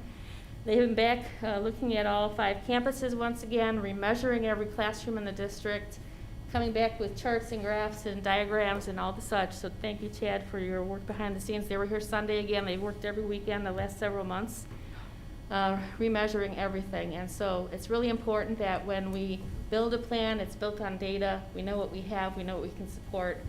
And Chad's been behind the scenes making sure that those things have been happening, so thank you. So here's our problem board. George D. Dodge Intermediate School remains the center of our challenge. As you know, board, those classrooms at Dodge are very small. And this year it worked to have 7th, 8th, and 9th grade there because only half of the population was at Dodge at any given day. But with at least 4 feet of social distance between students, we cannot fit 4th, 5th, and 6th grade totally back to Dodge. It doesn't work. We can go shorter than 4 feet if you so desire, but shorter than 4 feet is very, very close. And how it worked before with our Dodge classrooms, if you had children who were there, you know that the teachers were very creative and they would put seats together in pods of 4 or pods of 6. So the kids were sitting right next to each other, right? The desks are right next to each other. That's about 3 feet social distance. Now we can go back to doing that if the board would desire for us to do that. That is very tight, and that provides very limited space between the students from one to the next, and also between the teacher and the students, and how the teacher can operate within a classroom of children. Additionally, Dodge would have a problem with expanding to 4 feet, having 3 levels of classrooms, because there's limited numbers of classrooms that we can use for general classrooms, for specialist classrooms, for intervention classrooms, and for special services such as Beechbrook and other things that are, you know, our physical therapy people that come out, our OT services. All of those special area folks need special classrooms to support services for students. So Dodge remains sort of the center of the concern in developing a plan that's going to work, keeping kids at least 4 feet socially distanced one to the next. Once the remeasuring occurred, we are able to tell you that with this plan that we're going to present this evening, we're able to keep students at least 4 feet from one to the next in grades preschool through 8th.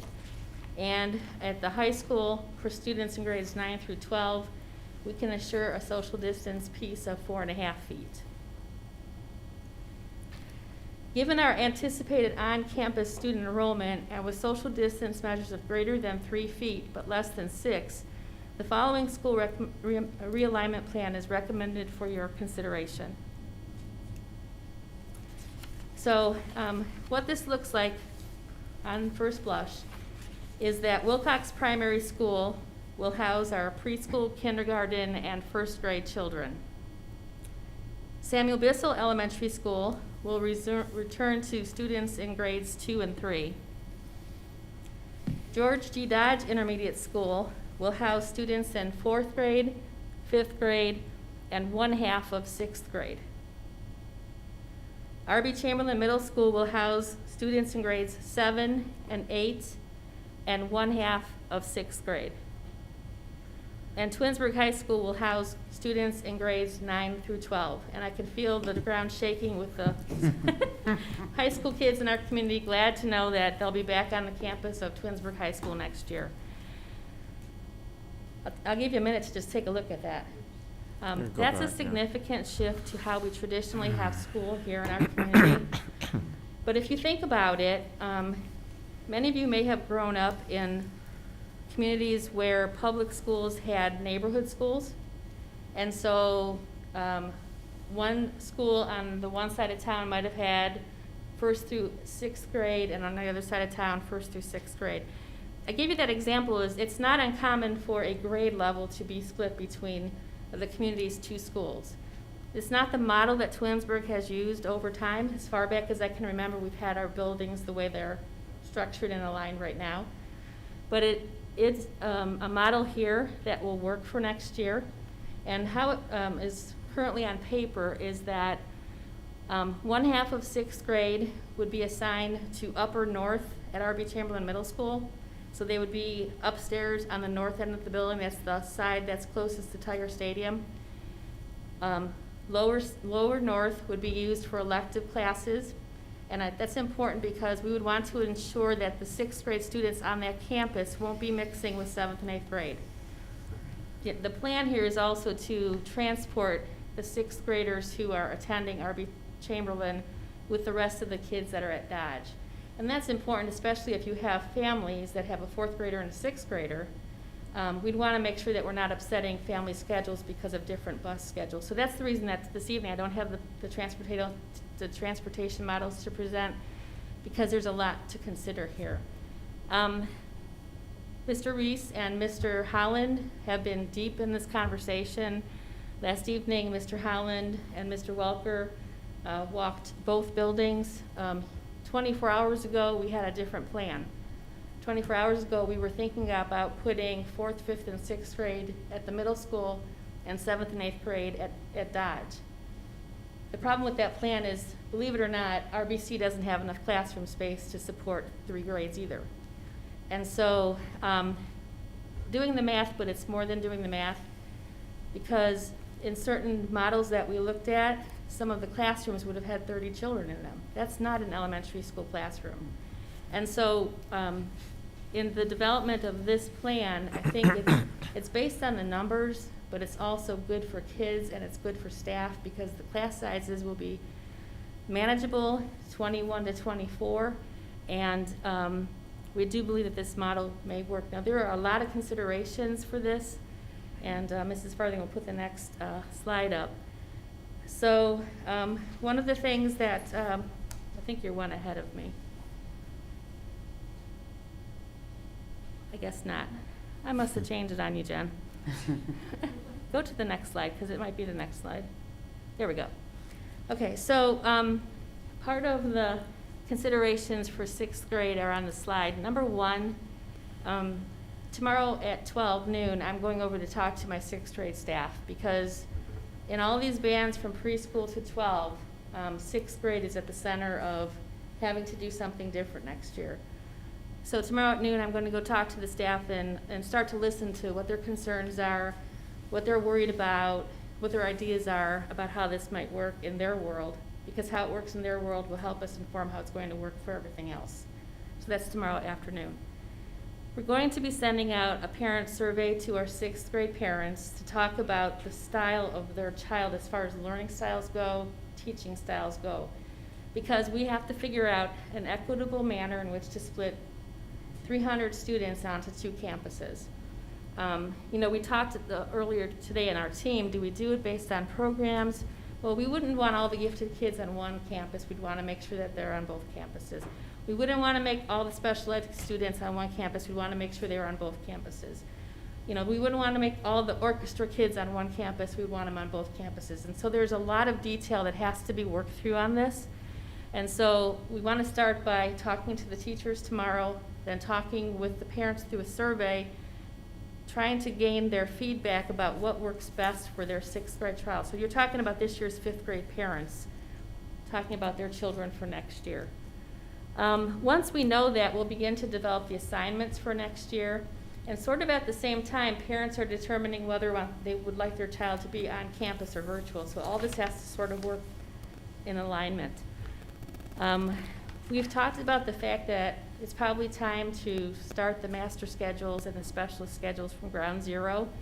For years and years and years, we've just built it one on top of the next. This is going to cause us to sort of start from ground zero and figure out how we can most appropriately use our specialists. And when I say specialists, I mean art, music, PE, the teachers who teach electives, those kind of folks are our specialists. And so we'll be looking at their schedules and trying to see how that's going to look, especially at the 6th grade level with teachers having to be assigned. Let's talk about Mr. Bonnets. He has band now on 2 campuses. How will that work in his schedule? So those are some of the things that we will look at. Mrs. Farthing, can you now go back a slide? Bigger picture, and probably the most important thing for us to consider is making sure that we're staying on top of this COVID pandemic, ever-evolving situation. You know, every time I think we get a little sure-footed, something shifts on us. When I think finally we're not going to have any positives, then we get 11 in a week.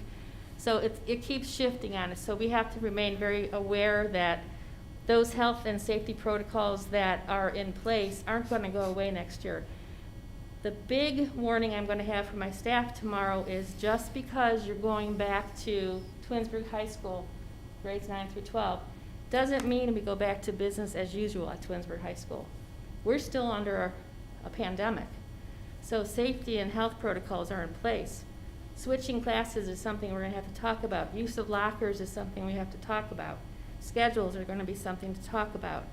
Just because you were assigned one classroom when you left last summer and went to R.B. Chamberlain doesn't mean that you're coming back to the same classroom when your high school teachers are back on campus. So I've talked to the principals already about this. We are still under a pandemic. Yes, we're making great strides. We're going to go back to our homes, basically. But we have to be cognizant and very aware of the fact that we're not back to how things were once before. This is our new normal, I suppose. Other issues with regard to staffing. Board, you've been very generous with us this year. We have employed teachers to help support students in the virtual academy. By the data alone, we know that we're hoping most of our students are back on campus next year. I believe that we're going to potentially not need as many certificated teachers, all those long-term substitutes that you employed this year. We probably aren't going to need those teachers on staff next year. And so Mrs. McKinney already is aware that there's lots of work to happen now to right-size the staff and prepare for next school year. There are some things like our lunchroom playground staff members that you hired for a one-year commitment. Knowing what we know today about lunch and recess, I don't think that it would be prudent for us to say to that group of employees, we're not going to need you next year.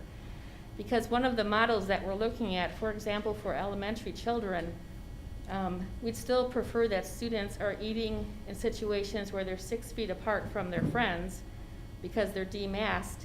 And keeping kids in that environment would mean that should there be an outbreak, we don't have a full throttle quarantine situation.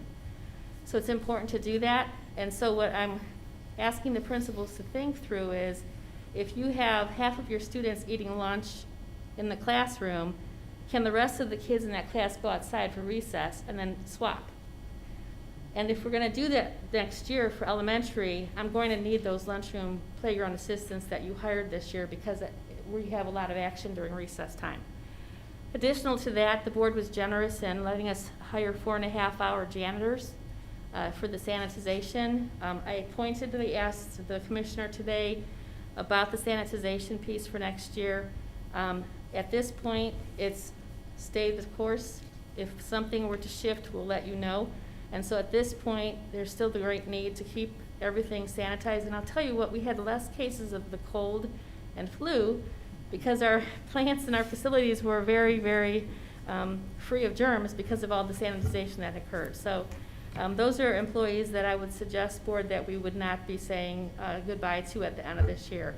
So for the May 5th board meeting, it's my intention for Mrs. McKinney to provide for you an update with right-sizing the staff, what that will look like, how many employees we think that we're going to need to remain with us in that group of employees that we've hired additional to our regular staff that you always have here on board.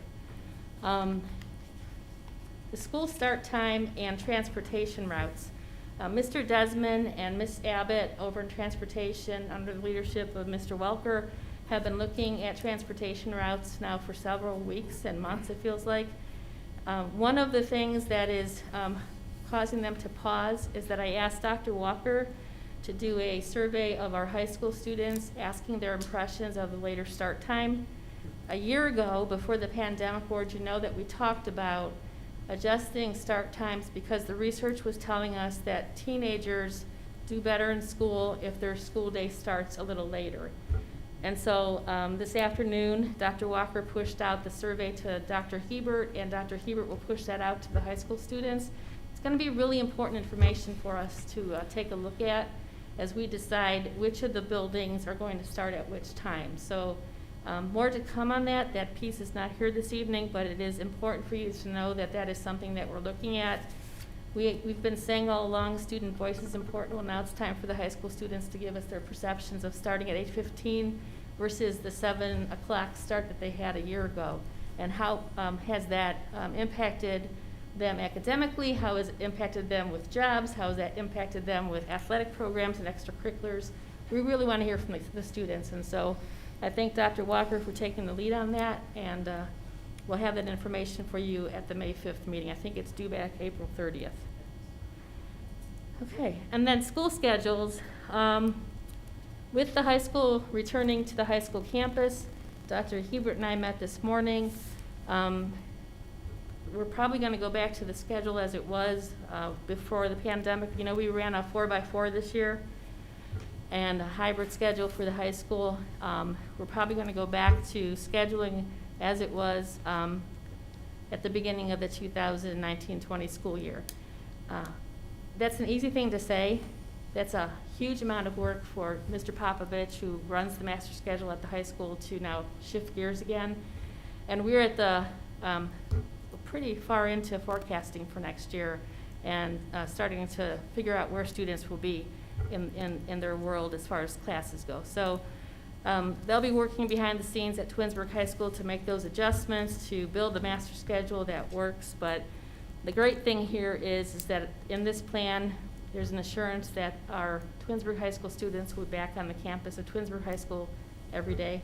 And I know that we've all heard about that, and I think that's the right thing to do. And I know the students are going to be very excited to hear the news tomorrow.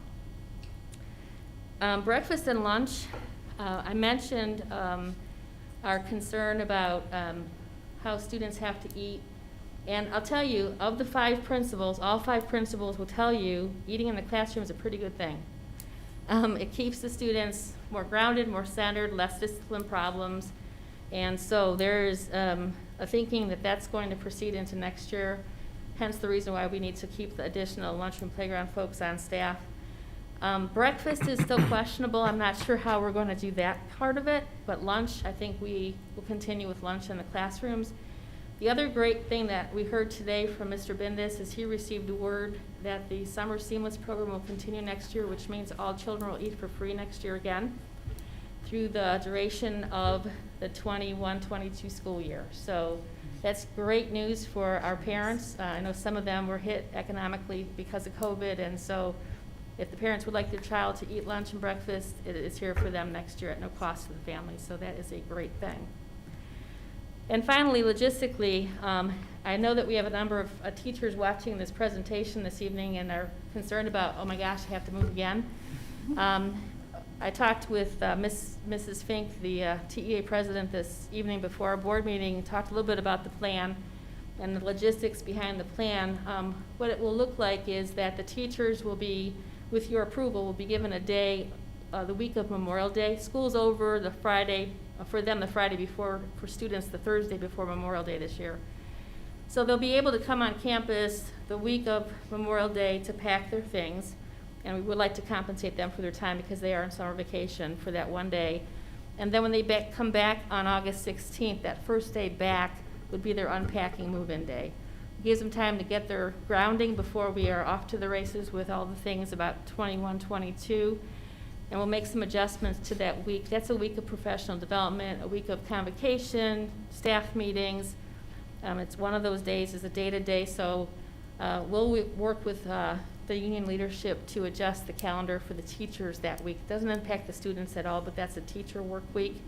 And we want to make sure that that first day back is a day that they can feel good about their surroundings and feel like, okay, this is where my teaching space is for the year. So that's the adjustment that we'll make. So I'll make a recommendation to you because there'll be an expense to that at the May 5th board meeting.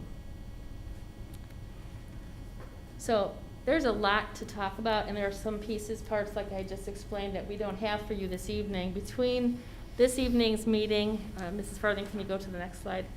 And the next board meeting, central office administrators are going to be very busy finalizing plans. I once again want to just formally recognize central office. The steam behind the ship is right here, and they work so well together.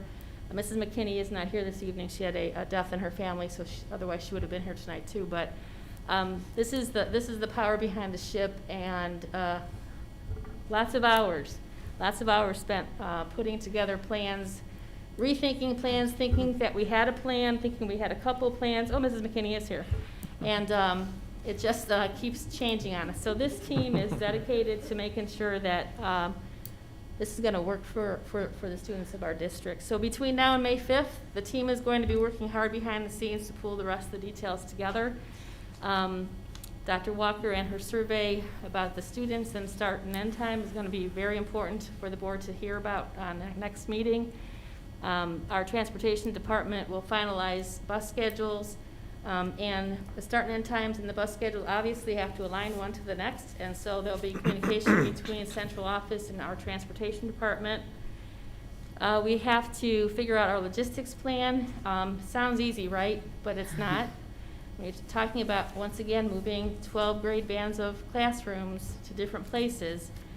It is a huge undertaking, and Chad and our hopeful new maintenance supervisor, who you'll meet shortly, will be very busy with getting things together. Mr. Summers, welcome. Jump right into planning. And then, of course, May 5th, we'll present the final plan. Shortly thereafter, it will be communicated to our parents, and then at that point, we'll be asking parents to declare their option for next school year. I think that the plan this year worked because parents were given a choice. They understood what the plan was. We were very communicative to them. We provided lots of opportunities for questions. We held a forum. We'll do the same this year.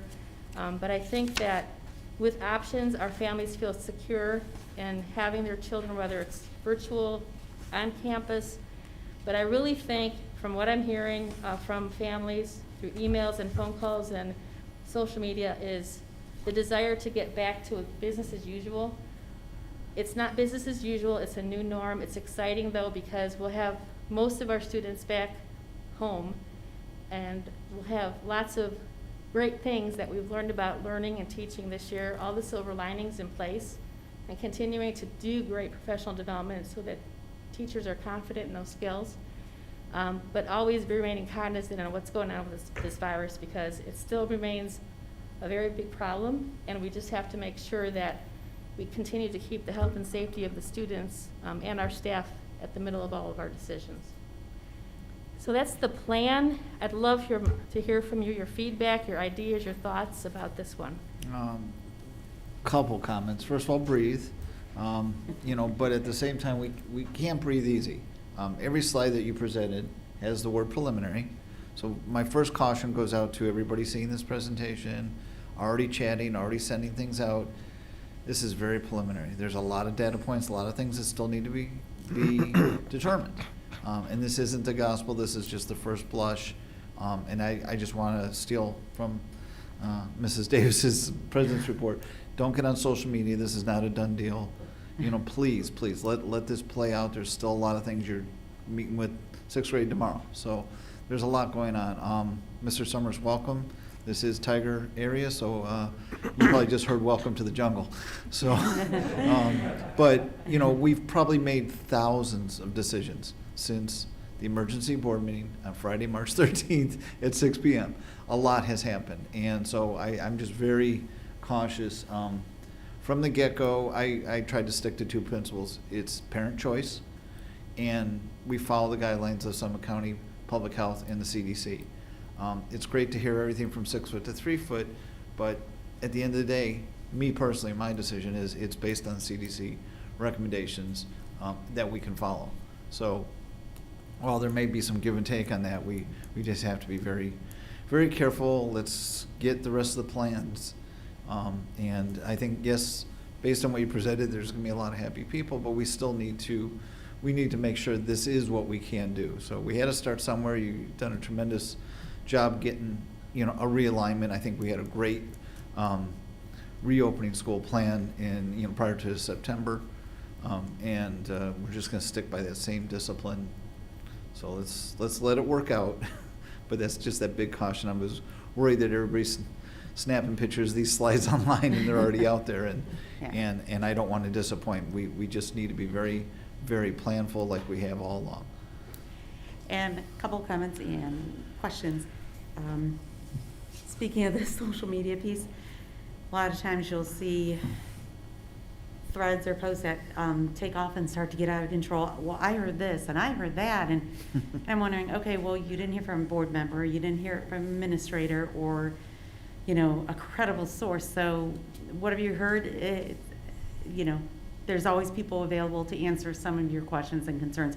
Might not get the answer right away, might not get the answer you were hoping for, but there are more credible people to ask some of these questions of. The survey for the students about the later starting times. I know our seniors aren't going to be here next year, but will they be included so they can give their input as to how this did affect them this year, the later start time? Dr. Walker, would you mind coming up and just talking about the survey so the board has an idea of what we're asking the students and the method that we're using to collect the information? Thank you.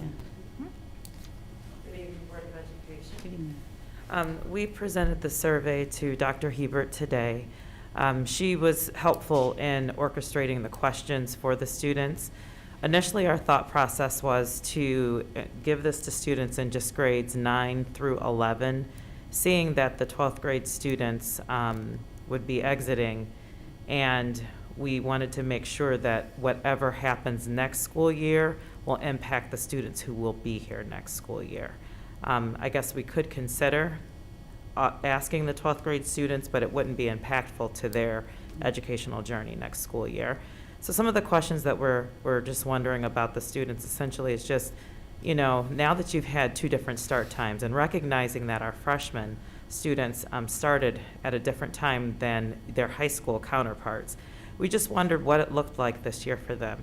How, you know, how much sleep are you actually getting at night? How much homework do you have? Do you have an after-school commitment such as sports? Do you have a job? What are you involved in? Because all of this is going to play a part in what time we start school for our students, what time they end school, and what impact that has on their evening. Because if they're not getting the sleep, we recognize the detrimental effect that that can have on all of our students. So we have about maybe about 15 questions. It's a very short survey, but I think it's very impactful. It should be very quick. The students will get the survey tomorrow. It's going to be introduced through their Google Classroom. It's electronic, so the data should come back pretty quickly to us. And then we're closing the survey next Friday with the hope that we're going to disaggregate all of the data so that when we have the meeting on the 5th, our board meeting on the 5th, that you guys can have information so that we can all make a more informed decision. Okay. I had that same question, and I'm going to encourage you to ask the 12th graders because they had the most time under the early start time. Okay. So they, I think, and would be the most thoughtful. I don't think it's like, I don't care, I'm not here kind of approach. I think, you know, I think we'll get good data. And if you can segment the data by grade, that even, you know, would give us further insight. You know, why not use them? You know, I also had thought about, you know, should we be serving the 8th graders coming in, but I don't know if that would be data impact. Even if you did the survey, like, just for the, like, if you handed out to the 12th graders, like, what impacted you the most this year? Or how does the later time impact you? What other, would you recommend this, you know, for the upcoming years? Moving Because I do think forward. that their impact is going to mean a lot All to right. the upcoming juniors, sophomores, freshmen. Absolutely. I can tell you as a parent, that later start time worked wonders. Good. Yeah, That's I good to mean, hear. really and truly it did. Good. Good. Well, I'll take that under consideration.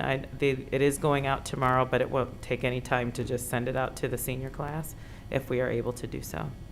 Yes. And I guess to that point, is it only the students that were, I mean, I assume we're doing virtual and, because the start times affected them whether they were virtual or not. Absolutely. Yeah. I mean, we wondered questions such as, you know, are you in a 0 period? Because even if you were in our virtual academy, you still had to come to the virtual, you know, if you had a 0 period, you still may have had to come on campus for your class. That would So- be an interesting data point too, Yes. if we segmented out virtual versus, you know, and just see, is there trends within each of that, so. Yes, and we have that, all of that information. We wondered if the student, what type of approach they took this year.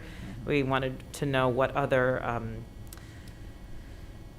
programming they're in, such as CVCC, are you in College Credit Plus, things of that nature, because all of these things, you know, are going to be impactful, what time college classes start versus what time our high school starts. So there's just a lot of things to consider, as Mrs. Powers has stated, that are going to be very, very detrimental to our decision-making. Thank you. No problem. So I thank you for all of the advice. I'll take that under consideration, and we'll get back with you next week, in 2 weeks, right? 2 weeks. Thank you. And Mrs. Powers, I had one question about classroom settings. Because I know you are talking about splitting the 6th graders half and half, and I know there's a lot of work this is just a very preliminary initial idea.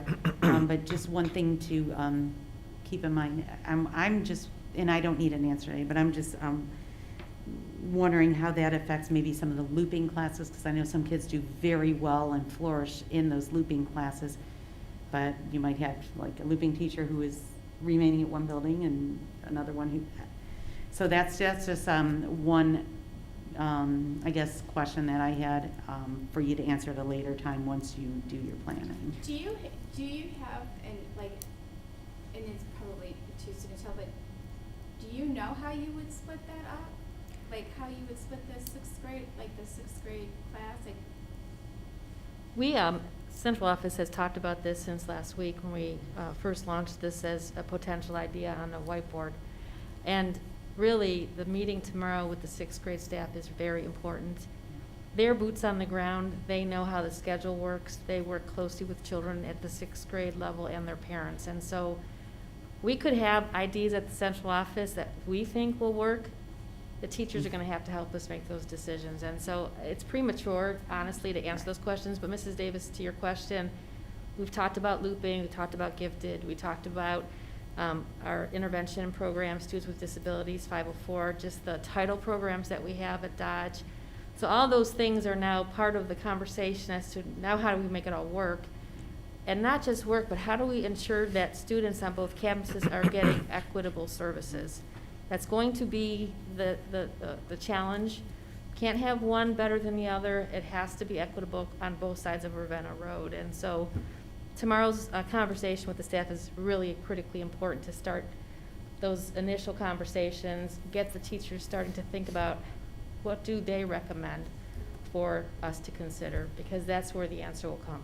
And I know a lot of those 6th grade teachers have been here for years, so they've seen a lot of changes, and their inputs, as you said, is going to be very valuable. Right, exactly. You know, this year at the high school, the 6th grade has been primarily in the LPOD, so they've been a school by themselves, separated from 4th and 5th and the Bissell side of the building, and I think they kind of liked it. But now we're just going to take that one step farther and divide the group into two. So they're used to having lived through this year, looking at things differently, and I have faith in my staff. I think they're extremely bright.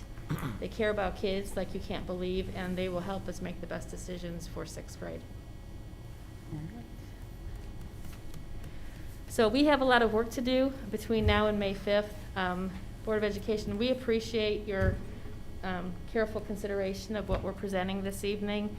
Mr. Felber, you're very wise to say this is preliminary, because it certainly is. I'm just worried about the tweet and everything. You know what? Something could come to light tomorrow that we're going to have to shift again. Right. That was my caution. It's not a done deal. I just want the families in our community to understand that we're working really hard. The desire here is to get more kids back on campus. We're hearing it. Parents want that part of normalcy back, and so we're trying to make it all fit. But we don't have 100% of our parents saying 6 feet, nor do we have, say, 3 feet. So we're trying to figure out a plan right down the middle that accommodates both ends of the spectrum, and that's what we have for this evening for your consideration. I thank you for your time.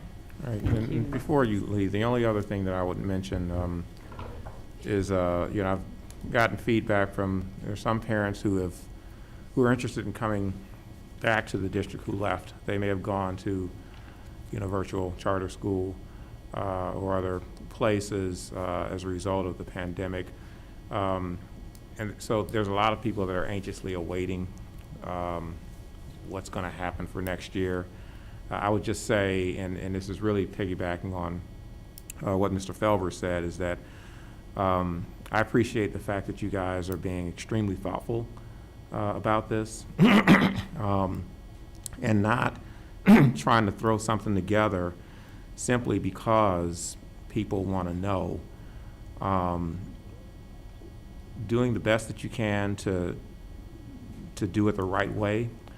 I think there's value in that, and I think that the more thought that goes into this to where you come to us with as good a plan as you possibly can, and having it as well thought out as you possibly can, I think ends up being better for all involved. And so I would say to our parents and community that are viewing this evening is continue to have a little patience with this process. I know that people want to make plans and people want to be settled for fall, but it is what it is. We're in the midst of a pandemic. It's not gone. And so we have to be as cautious as possible in moving forward. So I appreciate all the work that's gone into this, especially with central office. I appreciate the collaboration with our union as well. We wouldn't have gotten this far without you having to work hand in hand with them, and a lot of the considerations and things that have been made to make this happen. It's that type of collaboration and commitment that needs to continue in order for us to move to the next phase of looking at what school looks like for Twinsburg in the fall. Thank you, Mr. Curtis. All right, thank you. Welcome. All right, Mr. Aho, moving on, for G, do we have anything for remonstrance tonight? Okay, thank you. All right, moving on to action item H, personnel. Resolved that the Twinsburg Board of Education accepts the certificated licensed personnel and/or contract recommendations detailed in the attached exhibit as per the dates, terms, and other applicable conditions specified, pending satisfactory ORC background checks. 2, resolved that the Twinsburg Board of Education accepts the classified personnel and/or contract recommendations detailed in the attached exhibit as per the dates, terms, and other applicable conditions specified, pending satisfactory ORC background checks.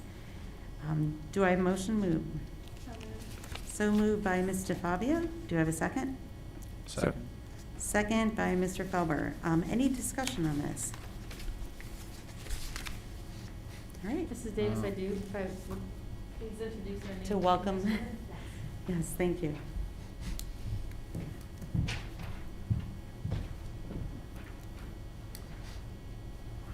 Board, it's my pleasure to formally recommend, if he doesn't want to run out of the room after that, Mr. John Summers as our new Supervisor of Maintenance and Custodial Plant Services. John comes to us with a great deal of experience in the custodial and maintenance field. He earned a bachelor's degree in business management from Hiram College. He holds a school business manager license and is a nonviolent crisis intervention instructor. He also holds a credential as a stationary steam engineer from the state of Ohio, an Ohio pesticide applicator's license from the Ohio Department of Agriculture, an asbestos hazard evaluation specialist, I can't even say that, credential from the state of Ohio, and John is a trained ALICE instructor. John was most recently employed by the Bedford City School District as the supervisor of buildings, grounds, facilities, and security. And prior to joining Bedford, John was a custodial supervisor for the Stowe Monroe Falls City School District. John started his career in the maintenance field with the Ravenna City School District. John is an active member of OASBO, as well as having memberships in a vast array of civic and professional organizations. John would officially begin his contract on July 1st, but as you can see, Board of Education, I'm also recommending a supplemental contract for Mr. Summers so that he can help with all of the moves this summer and begin to assimilate as a Tiger sooner than July 1st. So, Mr. Summers, if you'd like to say a few things to the board. A few words. First and foremost, Madam President, members of the board and administration, and those that have toughed it out for the rest of the night, thank you very much for this opportunity. I'm humbled by the amount of detail and wealth of experience that has shown itself here tonight. This is a very well thought out district. I will say that one of the interview processes that the superintendent has put together along with her colleagues, you can make sure that people have been vetted, and that's to be complimented to her. Last, I would say you have a wonderful working relationship, looking at the cities and all the municipalities. You deal with 2, I believe, with Reminderville, 3, then the third one there, the partial on East Township. So that's what it is. And with that said, if you don't have that cooperation, and it is most difficult to move schools forward, let alone communities forward. And somewhere down the line, you have done that very, very successfully. So with that, again, thank you very much for this opportunity. My discussion would really just be about, preliminary to the vote, but welcome. Very interesting and varied credentials. But it wouldn't be the first time that we've heard about our interview process. There's people that have the scars, and we know how thorough it is. But it's good to be reminded that it's still there and very good in place. So thank you. Thank you. Thank you. Anything else? Hold my welcome. Thank you. All right, thank you. Mr. Aho, would you call the roll? Mrs. DeFabio, Yes. Mr. Felber, Yes. Mrs. Gordon, Yes. Mr. Curtis, Yes. Mrs. Davis, Yes. Those items pass 5-0, and welcome to our Congratulations. school district. Thank you. All right, so moving on to action items I. 1, resolve that the Twinsburg Board of Education accepts a donation in the amount of $1,105 for the J.D. Miller Scholarship Fund as per the attached exhibit. 2, resolve that the Twinsburg Board of Education adopts the summer reading requirements for the summer of 2021.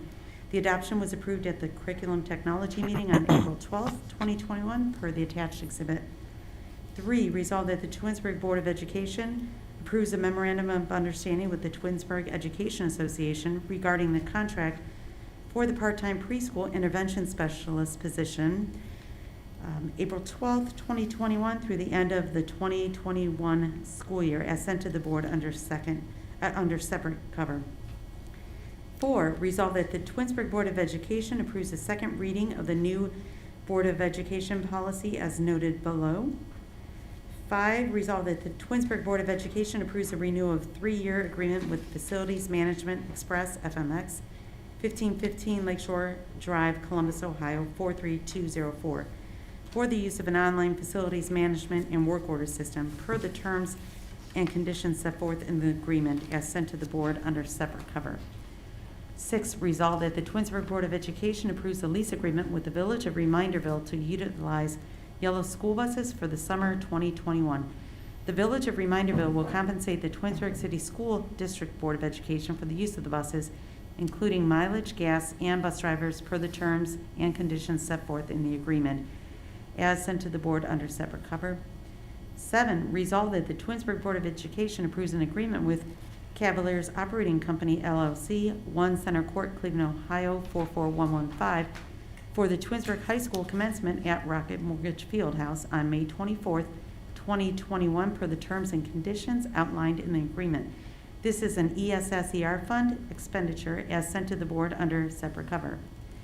8, resolve that the Twinsburg Board of Education approves an addendum to the agreement for occupational therapy services and consultation with Sendero Therapies Incorporated, 8479 Rockefeller Lane, Sagamore Hills, Ohio, 44067, for the 2021 school year, reflecting a change in the services cap from $306,000 to $311,701.75 for completed student summer evaluations and beginning of the school year preschool evaluations during 2021 school year as sent to the board under separate cover.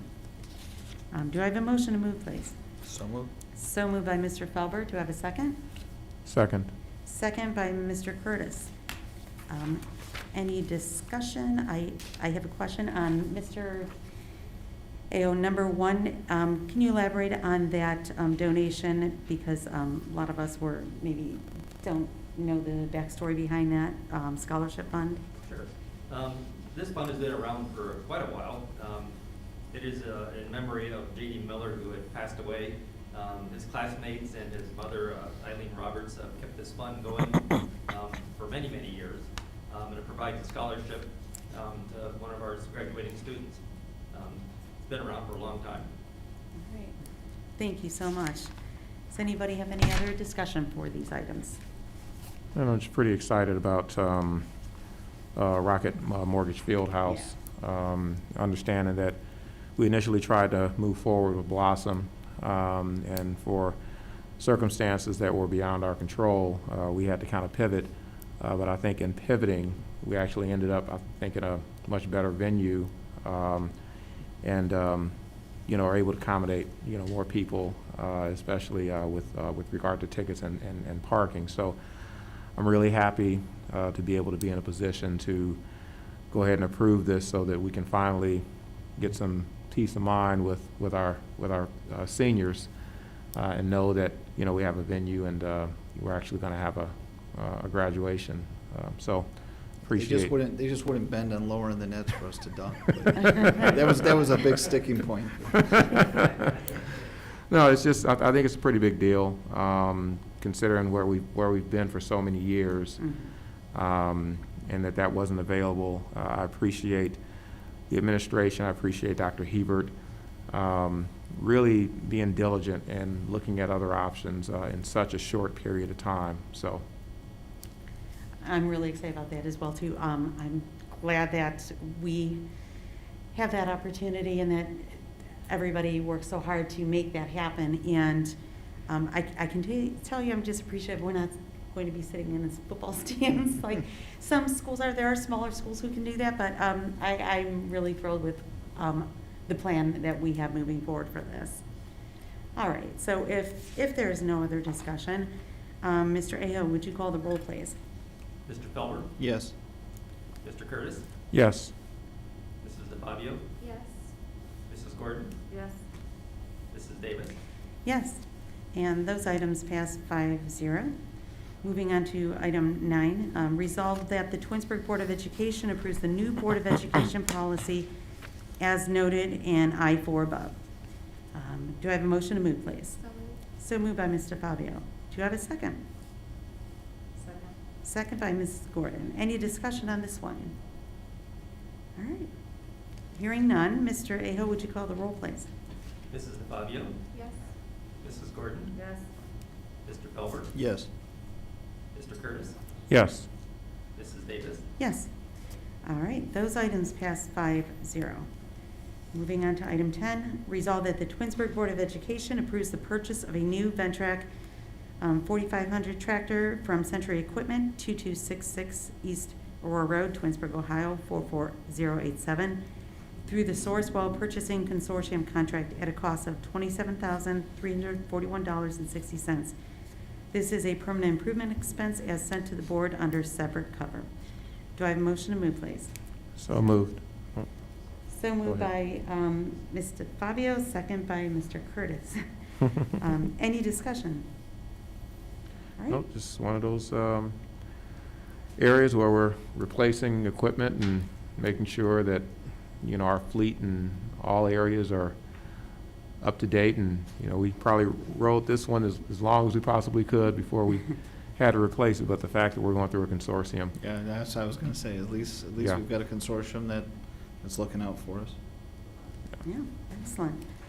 All right, Mr. Aho, would you call the roll, please? Mrs. DeFabio? Yes. Mr. Curtis? Yes. Mr. Felber? Yes. Mrs. Gordon? Yes. Mrs. Davis? Yes. All right, that item passes 5-0. And number 11, public hearing federal grants. Resolved that the Twinsburg Board of Education holds this public hearing to give notice of the recommendations regarding federal grants as presented this evening and to provide an opportunity for public comment per the attached exhibit. Do I have a motion to move, please? So moved. So moved by Mr. Curtis, and a second? Second. Second by Mr. Fabio. Any discussion on this? Hearing none, Mr. Aho, would you call the roll, please? Mr. Curtis? Yes. Mrs. DeFabio? Yes. Mr. Felber? Yes. Mrs. Gordon? Yes. Mrs. Davis? Yes. That item passes 5-0. And moving on to 12, resolution supporting issue 2, City of Twinsburg. Whereas council and the Board of Education understand that a financially strong city and school district are essential to the Twinsburg residents, and whereas the Twinsburg City School District has consistently provided excellent educational programs and is committed to maintaining those programs for the students of the district, and whereas the City of Twinsburg maintains the highest standards for its police and fire department and is committed to securing a dedicated revenue source to fund those excellent departments, and whereas the Board of Education of the district seeks passage of issue 6, a $5 million renewal levy on the May 4th primary election ballot, and whereas the city seeks passage of issue 2, a $2.4 million levy solely dedicated to the police and fire departments, and whereas City Council and the Board of Education desires to express its mutual support for the passage of the issues 2 and 6 on May 4th, 2021. Now, therefore, be it resolved by the Board of Education of the Twinsburg City School District that Section 1, the Board of Education of the Twinsburg City School District hereby expresses its support for the passage of issue 2, the $2.4 million police and fire levy to be submitted to the voters of the City of Twinsburg at the primary election to be held on May 4th, 2021. Section 2, that this resolution shall take effect and be in force and effect immediately upon its adoption. Be it further resolved that it is hereby found and determined that all formal action of the Board of Education concerning and/or relating to the adoption of this resolution was taken in an open meeting of the board, and that all deliberations of this board and any of its committees that resulted in such formal action were in meetings open to the public and in compliance with all legal requirements, including Section 121.22 of the Ohio Revised Code. Do I have a motion to move, please? So moved by Mr. Felber and second by Mr. Fabio. Any further discussion on this? I would just point out that we had a really good discussion at the beginning of this meeting, so if you're just tuning in or you're later part of the recorded, I would encourage you to listen to that discussion. We had two council people here as well as the mayor and a pretty good discussion about both issue 2 and issue 6. So again, if you're tuning in late or coming into the video at a later point, there were some very good comments made that I'd encourage everybody to listen to. All right, any further discussion? I'm just going to reinforce that, police and fire are at the heart of our safety forces. And this is very specific, to keeping them whole in equipment. I've seen a lot of equipment come and go. I've seen trucks and ladder trucks be spec'd, and there comes a finite time where 20 years on a vehicle that's used every single day is a long time. How many of our private vehicles are kept for 20 years if they're not a classic? So that's just one example of keeping equipment whole, but the training and the professionalism that I've seen from both our safety force departments is very good. Okay. Yeah, and the only thing that I would add that I neglected to say in my earlier remarks is I know that Mrs. Powers had talked about police officers being in the buildings. I think in this day and age, with respect to what's going on, especially around social justice, I think it's really important that we consider passage of this for our police and fire, especially with police and how they interact with our students, and having the ability for our students, especially our students of color, to have positive interactions with our law enforcement, so that there's a real deep level of understanding and respect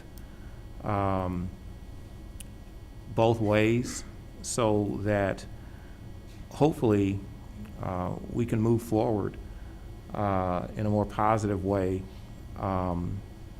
and have better interaction between our citizens of color and the police department. I think that jeopardizing that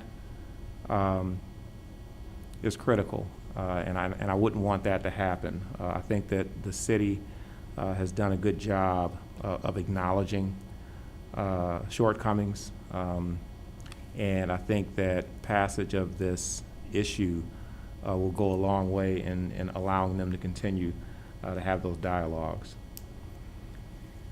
Thank you so much. And yes, just to reiterate, our strong communities and strong schools working together, I'm pleased with the relationship that we do have with our police and our fire department and all our city officials and workers, and this is really important for everybody to get out there on May 4th, and please make sure that you do go out there and put your vote in, because this is too important to just kind of be complacent about. And every vote matters, every vote counts. So we just urge you to head out on May 4th and do exercise that right. Maybe just one more thank you, for our issue 6 on the levy, which is no new taxes, is we thank the city, the village of Reminerville, Township, and the Chamber of Commerce for their support, and as you acknowledged earlier, the Blue Ribbon Committee and all the work that's going in to that, so keeping us whole. All right, is there any further discussion before we move on to the vote?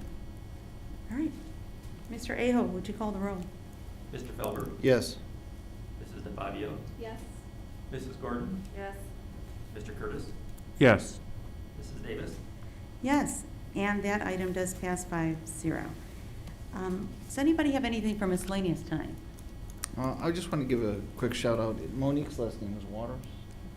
My daughter at Bowling Green was in charge of her education learning community, and finding out that our Ellen Show star was a Bowling Green alum, they had their virtual annual conference, and she had reached out to Miss Waters, and she did a virtual presentation to the Bowling Green early childhood inclusion students, which somewhere in the neighborhood, I think like 1,000 in that major. So I just want to give a shout out to her to thank her for doing that of her own time. Very cool, thank you.